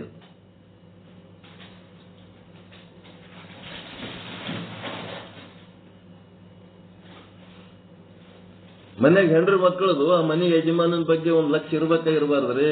ಅವನ್ ಸ್ಥಿತಿ ಗತಿ ಹೆಂಗದ ಏನು, ಅವ್ನ್ ಚೆನ್ನಾಗಿದ್ರೆ ನಮ್ಮ ಮನೆ ಬಾರ್ ಚಂದ ಇರ್ತದ ಅಂತೇಳಿ ಇರ್ಬೇಕಾಗಿರ್ಬಾರ್ದ? ಅದು ಅವ್ರ ಕರ್ತವ್ಯ ಹೌದಾ ಅಲ್ಲ?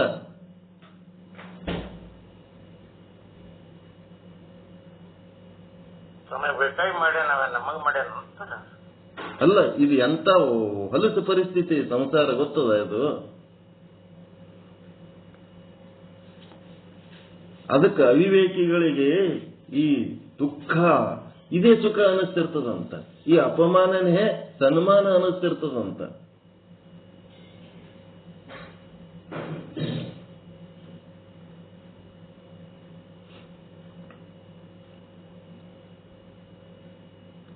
ಅದ್ರಾಗ 3 ರೀತಿ ಸ್ಥಿತಿಗಳು. ಹೇಳಲಾರದೆ ತಿಳಿದು ಮಾಡಂತವ್ರು ಪುಣ್ಯವಂತರು, ಹೇಳಿಸ್ಕೊಳ್ಳಾರದೆ ತಮ್ಮ ತಾವೇ ತಿಳಿದು ಮಾಡ್ತಿರ್ತಾರೆ. ಎಲ್ಲರ ಮನೆಗೆ ಹಂಗಿರಂಗಿಲ್ಲ, ಎಲ್ಲರ ಮನೆಗೆ ಹಂಗಿರಂಗಿಲ್ಲ. ಎಲ್ಲರ ಮನಿಗಳು ಪಾಪಿಷ್ಟ್ರ ಮನಿನೇ ಅಲ್ಲ, ಪುಣ್ಯವಂತರ ಮನಿ ಇರ್ತಾವ. ಗಂಡನ ಮನಸ್ಸಿಗೆ ಒಂದು ಸ್ವಲ್ಪ ಚೀಡಾಲಕತ್ತನ, ಸಿಟ್ಟು ಮಾಡ್ಕೊಳಕತ್ತನ ಅಂತಂದ್ರೆ ಏನೋ ಸಮಸ್ಯೆ ಆಗ್ಯದ ಅಂತ ಅರಿವಿನಿಂದ ತಿಳ್ಕೊಂಡು ಸಿದ್ಧಿ ಮಾಡ್ಕೋತಾರ ಅವ್ರು. ತಮ್ಮೊಳಗೆ ತಾವು ತಿಳ್ಕೊಂಡು ಆಲೋಚನೆ ಮಾಡ್ಕೊಂಡು ಅವನಿಗೆ ಸಮಾಧಾನ ಇರಂಗೆ ನೋಡ್ಕೋಬೇಕು ಅಂತ ಹೇಳಿ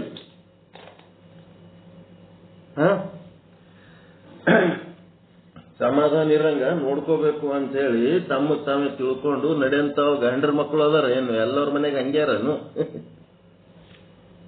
ಇನ್ನೊಂದಿಷ್ಟು ಮಂದಿ ಏನದಾರ ತಿಳ್ಕೊಳ್ಳಿಲ್ಲ ಅಂತಂದ್ರೂ ಒಂದ್ ಸ್ವಲ್ಪ ಬಾಯಿ ತೆರೆದು ಹೇಳಿದ್ರ ಮಾಡಂತವ್ರ ಅದಾರ.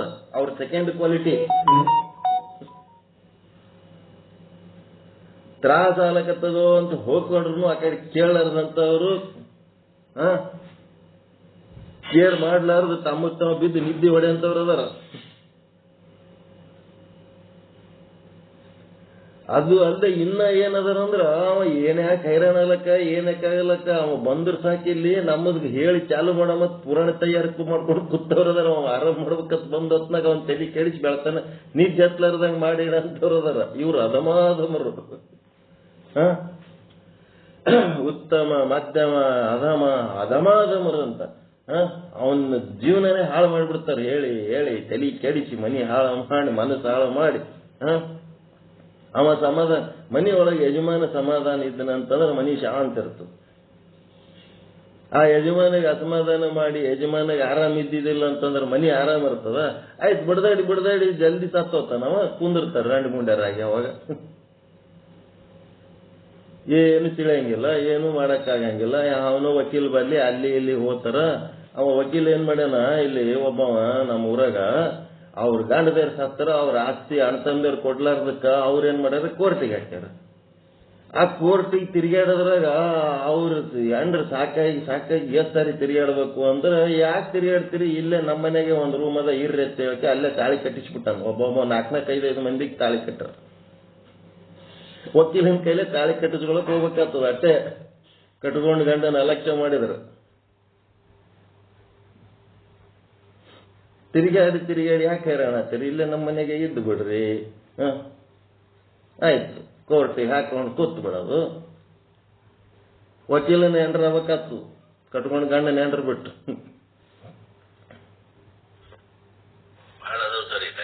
ಅಯ್ಯೋ ಫುಲ್ ಅವ್ರಿಗೆ ಯಾಕೆ ಮಾಡ್ಕೊಂಡ್ರಿ, ಇವ್ರಿಗೆ ಗಂಡು ಮಕ್ಕಳಿದ್ರು ಎಲ್ಲ ಇದ್ರು, ಮತ್ತೆ ಅವ್ರಿಗೆ ಯಾಕೆ ಮಾಡ್ಕೊಂಡ್ರು ಅಂದ್ರೆ ಅವ್ರು ಹಿಂಗೆ ರೀ, ಅವ್ರ ದೊಡ್ಡ ಆಸ್ತಿ ಇತ್ರಿ, ಅವ್ರ ಗಂಡ ಸತ್ತ ಹೋಗ್ಬಿಟ್ಟ.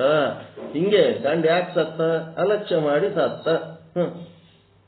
ಸತ್ತ ಮೇಲೆ ಏನಾಯ್ತು, ಅವರು ಕೋರ್ಟಿಗೆ ಹಾಕಿದಾರ್ರಿ. ಕೋರ್ಟಿಗೆ ತಿರ್ಗ್ಲಕ್ಕ ಯಾರೋ 4 ಮಂದಿ ಕೂಡಿಕೆ ಅದೇ ಹೆಂಗಾಗ್ತದ, ದೊಡ್ಡ ವಕೀಲ ಅದನ ನಡಿ ಹೋಗ ಮತ್ತೆ ಹೇಳಕ್ಕೆ ಕರ್ಕೊಂಡ್ಬಂದು ಇಲ್ಲಿ ಕೋರ್ಟಿಗೆ ಹಾಕಿದ್ರು. ಅವ ವಕೀಲ ಮಜಾ ಮಾಡ್ದ. ತಿರ್ಗದ್ರೆ ಸಾಕಾಗ್ಯದು ಯಪ್ಪ ಅಂತಂದ್ರೆ, ಯಾಕೆ ತಿರುಗ್ತೀರಿ, ನಮ್ಮವೇ ಬೇಕಾದಷ್ಟು ಮ್ಯಾಲ ರೂಮ್ಗಳದವ, ಬಂದ್ ಇರ್ರಿ ಇಲ್ಲಿ. ಇವತ್ತು ಮುಂದಕ್ಕೆ ಹಾಕ್ಯಾರ, ನಾಳೆಗೆ ಬಾ, ನಾಳೆ ಮುಂದಕ್ಕೆ ಹಾಕ್ಯಾರ, ನಾಡದ್ ಬಾ ಅಂದ್ರೆ ಬರೇ ಬಸ್ಸಿಗೆ ತಿರ್ಗದೇ ಆಯ್ತು. ನಮ್ ಕೆಲ್ಸ ಆಗಲ್ಲಲ್ಲ. ಅಯ್ಯೋ ಇನ್ನ ಕೆಲ್ಸ ನಿಮ್ದಾಗದಲ್ಲ, ನಿಮ್ಮಲ್ಲಿಂದ ನಮ್ ಕೆಲ್ಸ ಆಗ್ಯದ ಅಂತ ವಕೀಲ್ ಕೂತಿರ್ತಾನ ಅಲ್ಲಿ. ನಿಮ್ ಕೆಲ್ಸ ಮಾಡಿ ಕೊಡ್ಲಕ್ ಕೂತಾನೇನೋ ವಕೀಲ.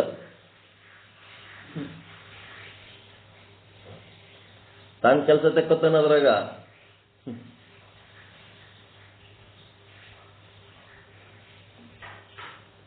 ಹಿಂಗೆಲ್ಲ. ಅಥವಾ ಅವ್ರದ್ದು ಮಕ್ಕಳು ಇವ ಯಾಕೆ ಕೇರ್ ಮಾಡ್ತಾನ, ಅವ್ರ ಮಕ್ಕಳಿಗೆ ಇವ ಯಾಕೆ ಕೇರ್ ಮಾಡ್ತಾನ್ರಿ. ಅವು ಎಲ್ಲೋ ಕುಡ್ದು ತಿಂದು ಏನೋ ಆಗಿ ಏಡ್ ಸಚ್ಕೊಂಡು ಸತ್ತೋತಾವ. ಅವು ಸತ್ತು ಅಂತಂದ್ರೆ ಯಾರ ಮಕ್ಕಳು ಸತ್ತಾವ ಅಂತಾರ.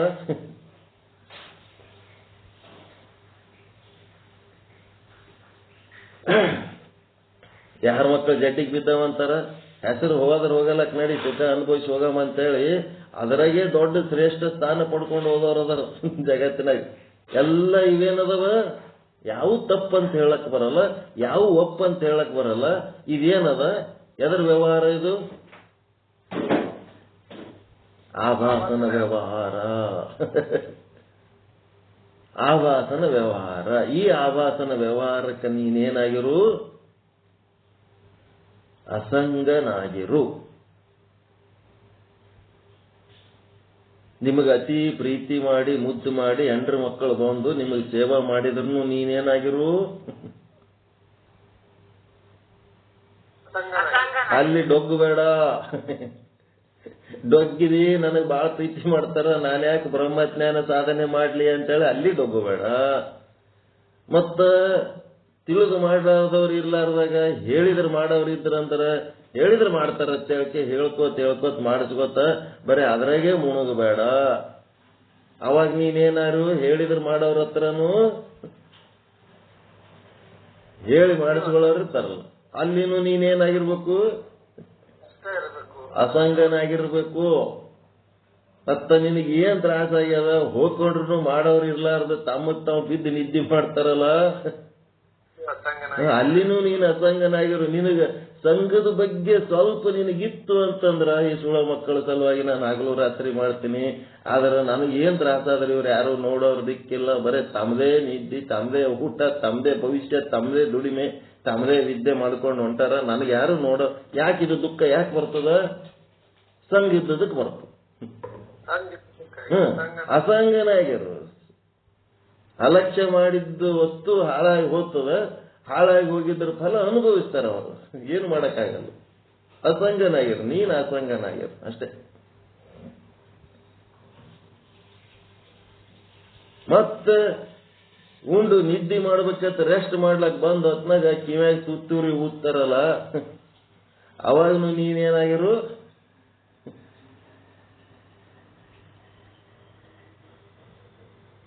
ಚಂದನೆ ತಲೆ ಕೆಡ್ಸ್ಕೊಂಡು ಬಂದ್ಕೆ ಇನ್ನೇನ್ ಚಂದ ಊಟ ಮಾಡಿದ್ಮೇಲೆ ನಿದ್ದೆ ಮಾಡ್ಬೇಕಂತ ಪಾಪ ಒಂದ್ 4 ಹೆಜ್ಜೆ ಅಡ್ಡಾಡಿ ಬಂದು ಮಕ್ಕೋಬೇಕನ್ನೋ ಟೈಮ್ನಾಗ ಇದು ದೆವ್ವ ಕಾಯ್ಕೊಂಡು ಕೂತಿರ್ತದ. ಬ್ರಹ್ಮ ರಾಕ್ಷಸಿ ಅದು, ಹೆಣ್ಣು ಅಲ್ಲೇ ಅಲ್ಲದು. ರಾತ್ರಿ ರೆಸ್ಟ್ ಮಾಡ್ಲಕ್ ಬಂದ್ ಹೊತ್ನಾಗ ಗಂಡನ ತಲೆ ಕೆಡ್ಸಕ್ಕೆ ಆಕಿ ಒಂದು ಹೆಣ್ಣು ಅಲ್ಲೇ ಅಲ್ಲ, ಆಕಿ ದೊಡ್ಡ ಬ್ರಹ್ಮ ರಾಕ್ಷಸಿ ಆಕಿ. ಆಕಿ ಬ್ರಹ್ಮ ರಾಕ್ಷಸಿಗೆ ತಾಳಿ ಕಟ್ಟಿ ಅವನ ರೆಸ್ಟ್ ಎಲ್ಲ ಹಾಳು ಮಾಡ್ಕೊಂಡಿರ್ತಾನ. ಅದಕ್ಕೆ ಅವನಿಗೆ ಜ್ಞಾನಿ ಆಗಿದ್ನು ಅಂತಂದ್ರೆ ಅವನು ಅಸಂಗನಾಗಿರ್ತಾನ.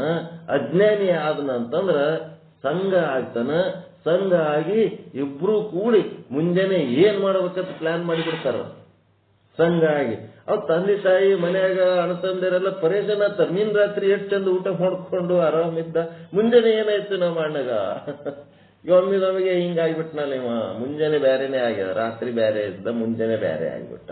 ಅಲ್ಲಿ ಚಾವಿ ತಿರುಗಿ ಬಿಟ್ಟಿರ್ತಾರ ಬ್ರಹ್ಮ ರಾಕ್ಷಸಿಯರು. ತಮ್ಮ ಸ್ವಾರ್ಥಕ್ಕಾಗಿ ಮನೆ ಹಾಳು ಮಾಡಿಬಿಡ್ತಾರ. ಆ ಮನೆಯ ಕ್ಷೇಮಕ್ಕಾಗಿ ಆಲೋಚನೆ ಮಾಡಿ ಹಿಂಗ ಮಾಡಮ್ ಹಂಗ ಮಾಡಮ್ ಅಂತೇಳಿ ಒಳ್ಳೆ ವಿಚಾರ ಮಾಡಿದ್ರೆ ಅವನಿಗೆ ಆರಾಮ್ ನಿದ್ದೆ ಬರ್ತವ.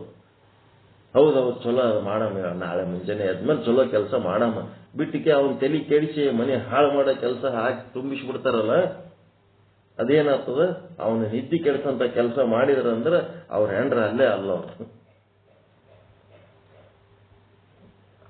ಅದಕ್ಕೆ ಇಲ್ಲಿ ಅಸಂಗನಾಗಿರು.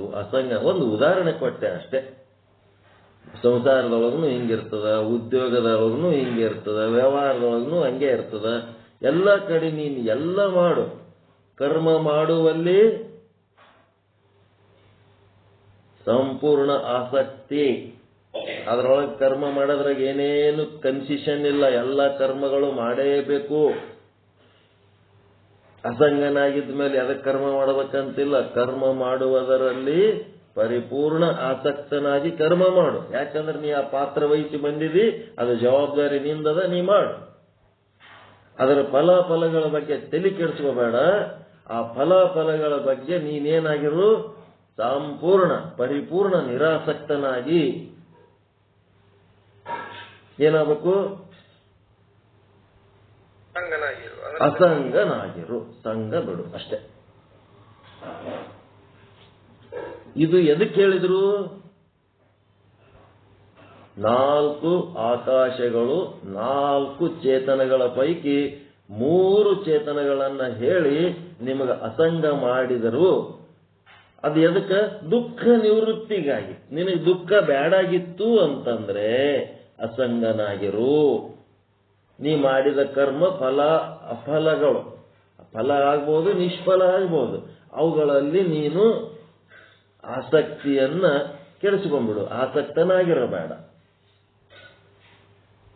ಮಾಡು, ಎಲ್ಲ ಕರ್ಮ ಮಾಡು, ಆದ್ರೆ ಅದರ ಫಲ ಆಸಕ್ತನಾಗಬೇಡ. ಹೆಂಡ್ರ ಮಕ್ಕಳ ಸಲುವಾಗಿ ಇಟ್ಟೆಲ್ಲ ಸಂಸಾರ ಮಾಡಿದ್ರು ಅದರ ಫಲ ನಿಮಗ ಒಂದು ಥ್ಯಾಂಕ್ಸ್ ಹೇಳೋರು ದಿಕ್ಕಿರಲ್ಲ. ಅವಾಗ ನಮ್ಮ ಅಪ್ಪ ಇಟ್ಟು ಚಂದ ಮಾಡ್ಯಾನ, ನಮ್ಮ ಅಮ್ಮ ಇಟ್ಟು ಚಂದ ಮಾಡ್ಯಾಳ, ಏನಿಲ್ಲ. ಧನ್ಯವಾದ ಹೇಳಂತವ್ರೇ ಇರಂಗಿಲ್ಲ. ಅದ್ರ ಬಗ್ಗೆ ನೀ ತಲೆ ಕೆಲ್ಸೊಳಕ್ ಹೋಗ್ಬೇಡ. ನಿನ್ ಕೆಲಸ ಏನಾದ್ರೆ ನೀ ಮಾಡ ನಡಿ ಮುಂದಷ್ಟೇ. ಮಕ್ಕಳಲ್ಲಿ ಧನ್ಯತಾ ಭಾವ ಬರ್ಬೇಕಾದ್ರೆ ಮೊದಲ ಕಟ್ಕೊಂಡು ಹೆಂಡತಿ ಬಲ್ಲಿ ಧನ್ಯತಾ ಭಾವ ಇರ್ಬೇಕು. ಆಕಿ ಬಲ್ಲೇ ಧನ್ಯತಾ ಭಾವ ಇರ್ಲಾರ್ದಂತ ಕೋಣ ಇತ್ತಂದ್ರೆ ಮಕ್ಕಳಿಗೇನು ಕಲಿಸ್ತದೆ?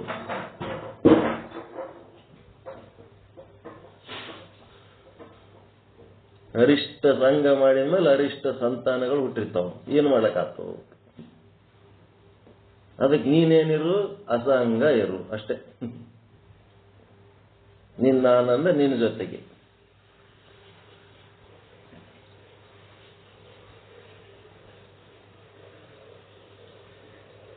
ಅಸಂಗ ಅನ್ನೋ ಶಬ್ದದ ಮಹತ್ವ ಎದಕ್ಕೆ ಕೊಟ್ಟರು? ದುಃಖ ನಿವೃತ್ತಿಗಾಗಿ ಕೊಟ್ಟಾರ. ಅಸಂಗ ಅಸಂಗ ಇದು ಆವಾಸನ ಕೆಲಸ. ಪ್ರೇರಣೆ ಮಾಡ್ತಾ ಇತ್ತು ಅಂತಂದ್ರೆ ಅದು ಈಶ್ವರನೊಳಗಿರುವ ಆವಾಸನ ಕೆಲಸ. ಆ ಪ್ರೇರಣೆಗೆ ತಕ್ಕಂತೆ ಇದು ಸ್ಪಂದಿಸ್ತಾ ಇತ್ತು ಅಂದ್ರೆ ಇದು ಜೀವನೊಳಗಿರುವ ಆವಾಸನ ಕೆಲಸ. ಈ ಆವಾಸಗಳು ಮಿಥ್ಯವಾಗಿದ್ದು, ಈ ಪ್ರೇರಣೆ ಮತ್ತು ಆ ಸ್ಪಂದನೆಗಳು ಮಿಥ್ಯವಾಗಿ ಅವುಗಳ ಫಲಗಳೂ ಮಿಥ್ಯ. ಅವೆಲ್ಲ ಪಾಪ ಪುಣ್ಯ ಏನತ್ತೋ ಅವೆಲ್ಲ ಇಲ್ಲೇ ಬಿಸಾಕಿ ಹೋಗ್ಬೇಕು. ಅವು ಯಾವ ನಮ್ಮ ಸಂಗಡ ತಗೊಂಡು ಹೋಗಬಾರ್ದು. ಸಮತ್ವ ಬುದ್ಧಿ ಉಳ್ಳವರಾಗಿ ನಾವು ಪಾಪ ಪುಣ್ಯಾದಿಗಳ ಬಗ್ಗೆ ತಲೆ ಕೆಡಿಸ್ಕೊಳ್ಳಾರ್ದಂಗ ನಮಗೇನು ಸರಿ ಅನ್ನಿಸ್ತದ ಅದರಂಗ ನಾವು ಜೀವನ ಮಾಡಿ ಬ್ರಹ್ಮಜ್ಞಾನದ ಮಾರ್ಗದಲ್ಲಿದ್ದು ನಮ್ಮ ಲಕ್ಷ್ಯ ಎಲ್ಲ ಮೋಕ್ಷದ ಕಡೆ ಇಟ್ಕೊಂಡು ದಾಟಿ ಹೋಗ್ಬಿಡ್ಬೇಕಷ್ಟೇ. ಭವಸಾಗರ ಅಲ್ಲಿ ದುಃಖ ಮಾಡಿ ಮುಳುಗಿಸ್ತಿರ್ತದ. ನಾವು ಅವೆಲ್ಲ ಸುಳಿ ಎಲ್ಲದರಿಂದ ದಾಟಿ ನಾವು ಅಸಂಗರಾಗಿ ಪರಮಾನಂದ ಪ್ರಾಪ್ತಿ ಸರ್ವ ದುಃಖ ನಿವೃತ್ತಿ ಕಡೆ ಲಕ್ಷ್ಯ ಇಟ್ಕೊಂಡು ಮೋಕ್ಷ ಪ್ರಾಪ್ತಿ ಮಾಡ್ಕೊಂಡು ಹೋಗೋದಕ್ಕ ಸೂಕ್ತ ಮಾರ್ಗದರ್ಶನ ಆದ ಇಲ್ರಿ ಇದು? ಸತ್ಯ ಬಿಡಿಸಿ ಹೇಳ್ಯಾರ. ಇದಕ್ಕಿಂತ ಇನ್ನ ಏನ್ ಹೇಳ್ಬೇಕು? ಅಸಂಗನಾಗಿರುವಂತ ಮಾರ್ಗ. ದುಃಖ ನಿವೃತ್ತಿಗಾಗಿ. ದುಃಖ ನಿವೃತ್ತಿ ಆಯ್ತಂದ್ರೆ ಪರಮಾನಂದನೇ ಅದ ಅಲ್ಲಿ, ಮತ್ತಿನ್ನೇನದ? ದುಃಖ ಅಂದ್ರೆ ಕಸ ಇದ್ದಂಗ ಮನ್ಯಾಗ. ಕಸ ತೆಗಿದ್ರಿ ಅಂದ್ರೆ ಅದು ಮನಿ ಸ್ವಚ್ಛನೆ ಆದ ಇಲ್ಲ? ಕಸ ಇದ್ದುದಕ್ಕೆ ಮನಿ ಹೊಲಸ್ ಕಾಣ್ಲಕತ್ತದ. ಕಸ ತೆಗಿದ್ರಿ ಅಂದ್ರೆ ಸ್ವಚ್ಛ. ಮನಿ ಸ್ವಚ್ಛ ಹೆಂಗ್ ಮಾಡ್ತೀರಿ ನೀವು? ಕಸ ತೆಗಿತೀರ ಅಷ್ಟೇ. ಮನಿ ಸ್ವಚ್ಛನೇ ಅದ. ನೀವು ಆನಂದ ಸ್ವರೂಪನೇ ಅದಿರಿ. ಆನಂದ ಏನ್ ಮಾಡ್ಕೋತೀರಿ? ಆನಂದ ಸ್ವರೂಪದೊಳಗ ಅಜ್ಞಾನದ ಕಾರಣ ಏನಾಗ್ಯದ? ದುಃಖ ಒಂದು ಆವರಿಸದ. ಚಿಂತಿ ಭಯ ದುಃಖ ಆವರಿಸದ. ಆ ಚಿಂತಿ ಭಯ ಎದಕ್ಕೆ ಆವರಿಸದ? ಸಂಘ ಆಗಿದ್ದ ದುಃಖ. ಎದ್ರ ಸಂಘ ಮಾಡಿರಿ? ಆಭಾಸನ ಸಂಘ ಮಾಡಿರಿ. ಆಭಾಸ ಎಂಥದು? ಪ್ರತಿಬಿಂಬ, ಮಿಥ್ಯ. ಸುಳ್ಳಿನ ಸಂಘ ಮಾಡಿದವರಿಗೆ ಅದು ಮತ್ತೆ ಕಷ್ಟ, ನೋವು, ದುಃಖ ಉಂಟಾಗ್ಲಾರ್ದೆ ಮತ್ತಿನ್ನೇನಾಗಬೇಕು? ಮಾಡ್ರಿ. ಎದರದು? ಸತ್ಯದ ಸಂಘ. ಅದೇ ಸತ್ಸಂಗ. ಸತ್ಸಂಗ ಅಂದ್ರೆ ಏನ್ರಿ? ಅಂದ್ರೆ ಏನ್ ತಿಳಿಲ್ಲ. ಬಹಳ ಮಂದಿ ಮಹಾತ್ಮರು ಕೂಡಿ ಮಾತಾಡ್ತಾರ, ಹೇಳ್ತಾರ, ಕೇಳ್ತಾರ. ಅದೇ ಸತ್ಸಂಗ. ಹೇಳೋದು ಕೇಳೋದು ಅಲ್ಲ, ಸತ್ಯದ ಸಂಘನೇ ಸತ್ಸಂಗ.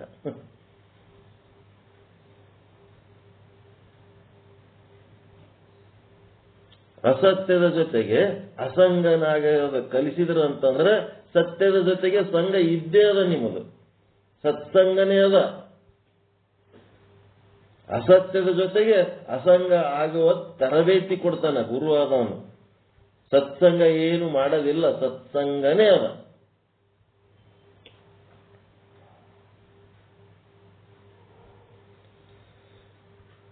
ಈಶ್ವರ ಚೇತನದ ವರ್ಣನೆ ಅತ್ಯಂತ ಶ್ರೇಷ್ಠ ಮಟ್ಟದಲ್ಲಿ ಸರಳವಾಗಿ ಎಲ್ಲರಿಗೆ ಮನ ಮುಟ್ಟುವ ಹಾಗೆ ಹೇಳಿವಿ. ನಿಮಗೆಲ್ಲರಿಗೆ ಈ ಅಸಂಗ, ಆಭಾಸ ಇವೇನೇನದವ ಇವೆಲ್ಲ ಅರ್ಥ ಆಗ್ಯಾವ. ನಿಮ್ಮ ದುಃಖ ನಿವೃತ್ತಿ ಮಾಡ್ಕೊಳ್ಳಕ್ಕ ದಾರಿ ಸಿಕ್ಕದ. ಪರಮಾನಂದ ಸ್ವರೂಪ ಅನುಭವಿಸುವುದಕ್ಕ ನಿಮಗೊಂದು ಅವಕಾಶ ಸಿಕ್ಕದ ಅಂತ ನಾನು ಅನ್ಕೊಂಡಿನಿ. ಅದನ್ನ ಸಿದ್ಧ ಮಾಡ್ತೀರಪ್ಪ ನೀವೆಲ್ಲರೂ? ಮಾಡು. ನಿಮ್ಗೆ ಆನಂದ ಆಯ್ತು, ನಿಮ್ ದುಃಖ ನಿವೃತ್ತಿ ಆಯ್ತು ಅಂದ್ರೆ ನನ್ನ ಪಾಠ ಸಾರ್ಥಕ ಆಗ್ತದ. ದುಃಖ ಬಂತು, ಇದು ಆವಾಸಂದು, ಇದು ಸತ್ಯ ಅಲ್ಲ ಅಂತೇಳಿ ಇದು ಪ್ರತಿಬಿಂಬದ ಕೆಲಸ ಅದ. ಅಂತೇಳಿ ತಿಳ್ಕೊಂಡು ನೀವು ಆ ದುಃಖದಿಂದ ನಿವೃತ್ತಿಯಾಗಿ ಆನಂದವಾಗಿದ್ದೀರಿ ಅಂತಂದ್ರೆ ಜೀವ ಈಶ್ವರರ ಕೂಟಸ್ಥ ಮತ್ತು ಬ್ರಹ್ಮಚೇತನ ಇವರಿಬ್ಬರಿಗೆ ಮೂಲ ವಸ್ತು ಆದ ಶುದ್ಧ ಬ್ರಹ್ಮ ಸ್ವರೂಪ ನೀವೇ ಆಗಿರ್ತೀರಿ. ಇಲ್ಲ ಇವೆರಡು ಆಭಾಸ, ಶಾಪಾನುಗ್ರಹ ಸಮರ್ಥ ಈಶ್ವರನ ಆಭಾಸ ಭಾಗ ಮತ್ತು ಪಾಪ ಪುಣ್ಯ ಕರ್ತೃತ್ವ ಮಾಡುವಂತ ಜೀವನ ಆಭಾಸ ಭಾಗದಲ್ಲಿ ಹೋಗಿ ನೀವು ದುಃಖಿ ಚಿಂತೆ ಕಷ್ಟ ಅನುಭವಿಸ್ತಿರಲ್ಲ, ಇದೇನದ ಸಂಘ. ಎದರ ಸಂಘ? ಅಸತ್ಯದ ಸಂಘ. ಇದನ್ನ ಅರಿವಿನಲ್ಲಿ ಇಟ್ಟುಕೊಂಡು ನಾವು ಪರಮಾನಂದ ಸ್ವರೂಪರಾಗಿರೋಣ. ಅದಕ್ಕೆ ದೃಢ ನಿಶ್ಚಯ ಮಾಡ್ಕೊಳ್ಳಕ್ಕ ಇಷ್ಟು ಮಾರ್ಗದರ್ಶನ ಕೊಟ್ಟರು. ಈಶ್ವರ ಚೇತನದ ವರ್ಣನೆ ಇವತ್ತು ಮುಕ್ತಾಯ ಮಾಡೋಣ. ನಾಳೆ ಮತ್ತಂಗೆ ಕಂಟಿನ್ಯೂ ಇಟ್ಕೊಳ್ಳೋಣ. ಬ್ರಹ್ಮಚೇತನದ ವರ್ಣನೆಗೆ ಹೋಗ್ತಾನೆ ಇಲ್ಲ ನಾವು, ಈಶ್ವರ ಚೇತನದ ವರ್ಣನೆ ಮಾಡ್ಕೊತೊಂತೀವಿ. ಇನ್ನ ಇದು ಹಿಂಗೆ ಕಂಟಿನ್ಯೂ ನಡೀಲಿ ಅಂದ್ರೆ ನಡೀಲಿ, ಇಲ್ಲ ಬ್ರಹ್ಮಚೇತನಕ್ಕೆ ಶಿಫ್ಟ್ ಆಗ ನಾಳೆಗೆ ಅಂದ್ರೆ ಮುಂದಿನ ವಿಷಯ ಅಂಕಕ್ಕೆ ಹೋಗೋಣ. ಬ್ರಹ್ಮಚೇತನಕ್ಕೆ ಹೋಗಮ್ರ. ನೀವ್ ಹೆಂಗಂತೀರಿ ಹಂಗ, ಒಂದ್ ಹೆಜ್ಜೆ ನಿಮ್ಮದು ಒಂದ್ ಹೆಜ್ಜೆ ನಮ್ಮದು. ಈಶ್ವರ ಚೇತನವನ್ನು ತಿಳಿಯುವಾಗ್ರಿ ನಮಗ ಆಕಾಶದ ಬಗ್ಗೆ ಮತ್ತು 4 ಆಕಾಶದ ಚೇತನದ ಬಗ್ಗೆ ಅವರೆಲ್ಲ ಇದಾದ ಅಖಂಡ ಚೇತನನ ಐತಂತಕ್ಕಂಥದ್ದು ಮತ್ತು ಆ ಮಾರ್ಗ ನಮಗ ಪರಿಪೂರ್ಣವಾಗಿ ಇದಕ್ಕೆ ಅಸಂಗವಾಗಿರಬೇಕು. ಒಂದೇ ಚೇತನ 4 ಚೇತನವಾಗಿ ಕಾಣ್ತಾ ಇದೆ, ತೋರ್ತಾ ಇದೆ. ಒಂದೇ ಆಕಾಶ 4 ಆಕಾಶಗಳಾಗಿ ತೋರಿದ್ದು ಸುಳ್ಳ, ಅಲ್ಲಿರೋದು ಒಂದೇ ಆಕಾಶ. ಒಂದೇ ಚೇತನ ಇದ್ದದ್ದು ಸತ್ಯ, 4 ಚೇತನ ಆಗಿದ್ದು ಅಸತ್ಯ. ಆ ಅಸತ್ಯದ ಸಂಘ ಮಾಡಿದೆವು ಅಂದ್ರೆ ದುಃಖ, ಭಯ, ಚಿಂತೆ, ಕಷ್ಟ, ನಷ್ಟ ಚಾಲು ಆಗ್ತದ. ಆ ಅಸತ್ಯದ ಸಂಘ ಬಿಟ್ಟು ಒಂದೇ ಒಂದು ಮಹಾಚೇತನ ಏನದ ಅದರ ಕಡೆ ನಾವು ಲಕ್ಷ್ಯ ಕೊಟ್ಟೆವು, ಬಾನ ಮಾಡಿಕೊಂಡೆವು ಅಂತಂದ್ರೆ ಮುಂದೆ ಬ್ರಹ್ಮಚೇತನದ ವರ್ಣನೆಗೆ ಹೋಗೋಣ. ನಾಳೆಯಿಂದ ಬ್ರಹ್ಮಚೇತನದ ವರ್ಣನ.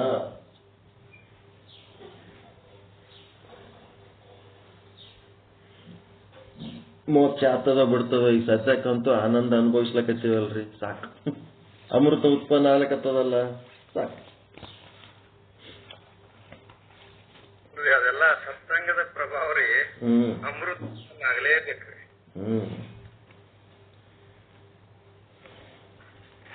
ಅದಕ್ಕೆ ಒಂದೇ ಸಲ ಬ್ರಹ್ಮಚೇತನದ ಬ್ರಹ್ಮ ಸ್ವರೂಪದ ವರ್ಣನ ಹೋಗೋದಕ್ಕಿಂತ ಮೊದಲು ಅಲ್ಲಿಂದ ಇಲ್ಲಿ ತನಕ ಏನು ನಾವು ಮಾಡಿ ಸಾಧನೆ ಅದಕ್ಕೆ ಸಂಬಂಧಪಟ್ಟಂತೆ ಒಂದು 5 ರಿಂದ 10 ನಿಮಿಷದೊಳಗ ನಾಳೆ ರಿವಿಷನ್ ಇರ್ತದ.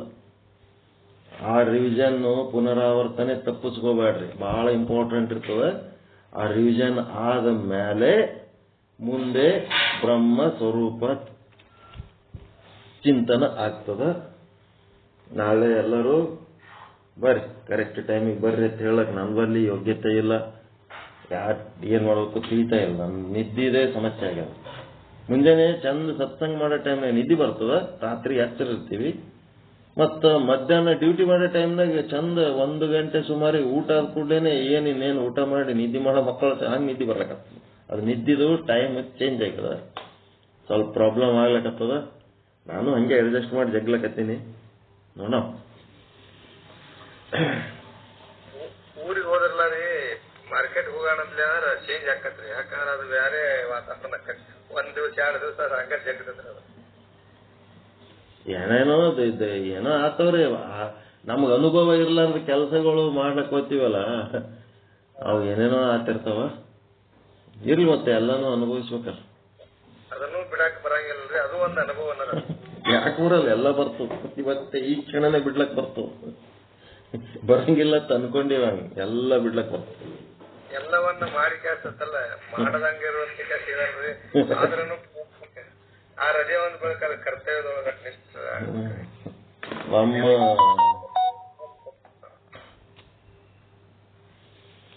ಬ್ರಹ್ಮಜ್ಞಾನದ ಕಡೆನ ಹೆಚ್ಚು ನಾವು ಪರ್ಸೆಂಟೇಜ್ ಒಲವು ಕೊಡ್ಬೇಕು.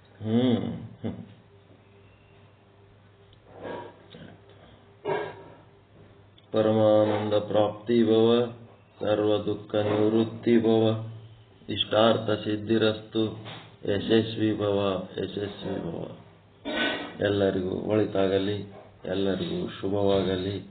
ಜೈ ಶುದ್ಧ ಬ್ರಹ್ಮ, ಜೈ ಜೈ ಶುದ್ಧ ಬ್ರಹ್ಮ, ಜೈ ಶುದ್ಧ ಬ್ರಹ್ಮ, ಜೈ ಜೈ ಶುದ್ಧ ಬ್ರಹ್ಮ.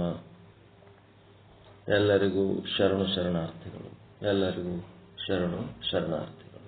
ಶಿವ.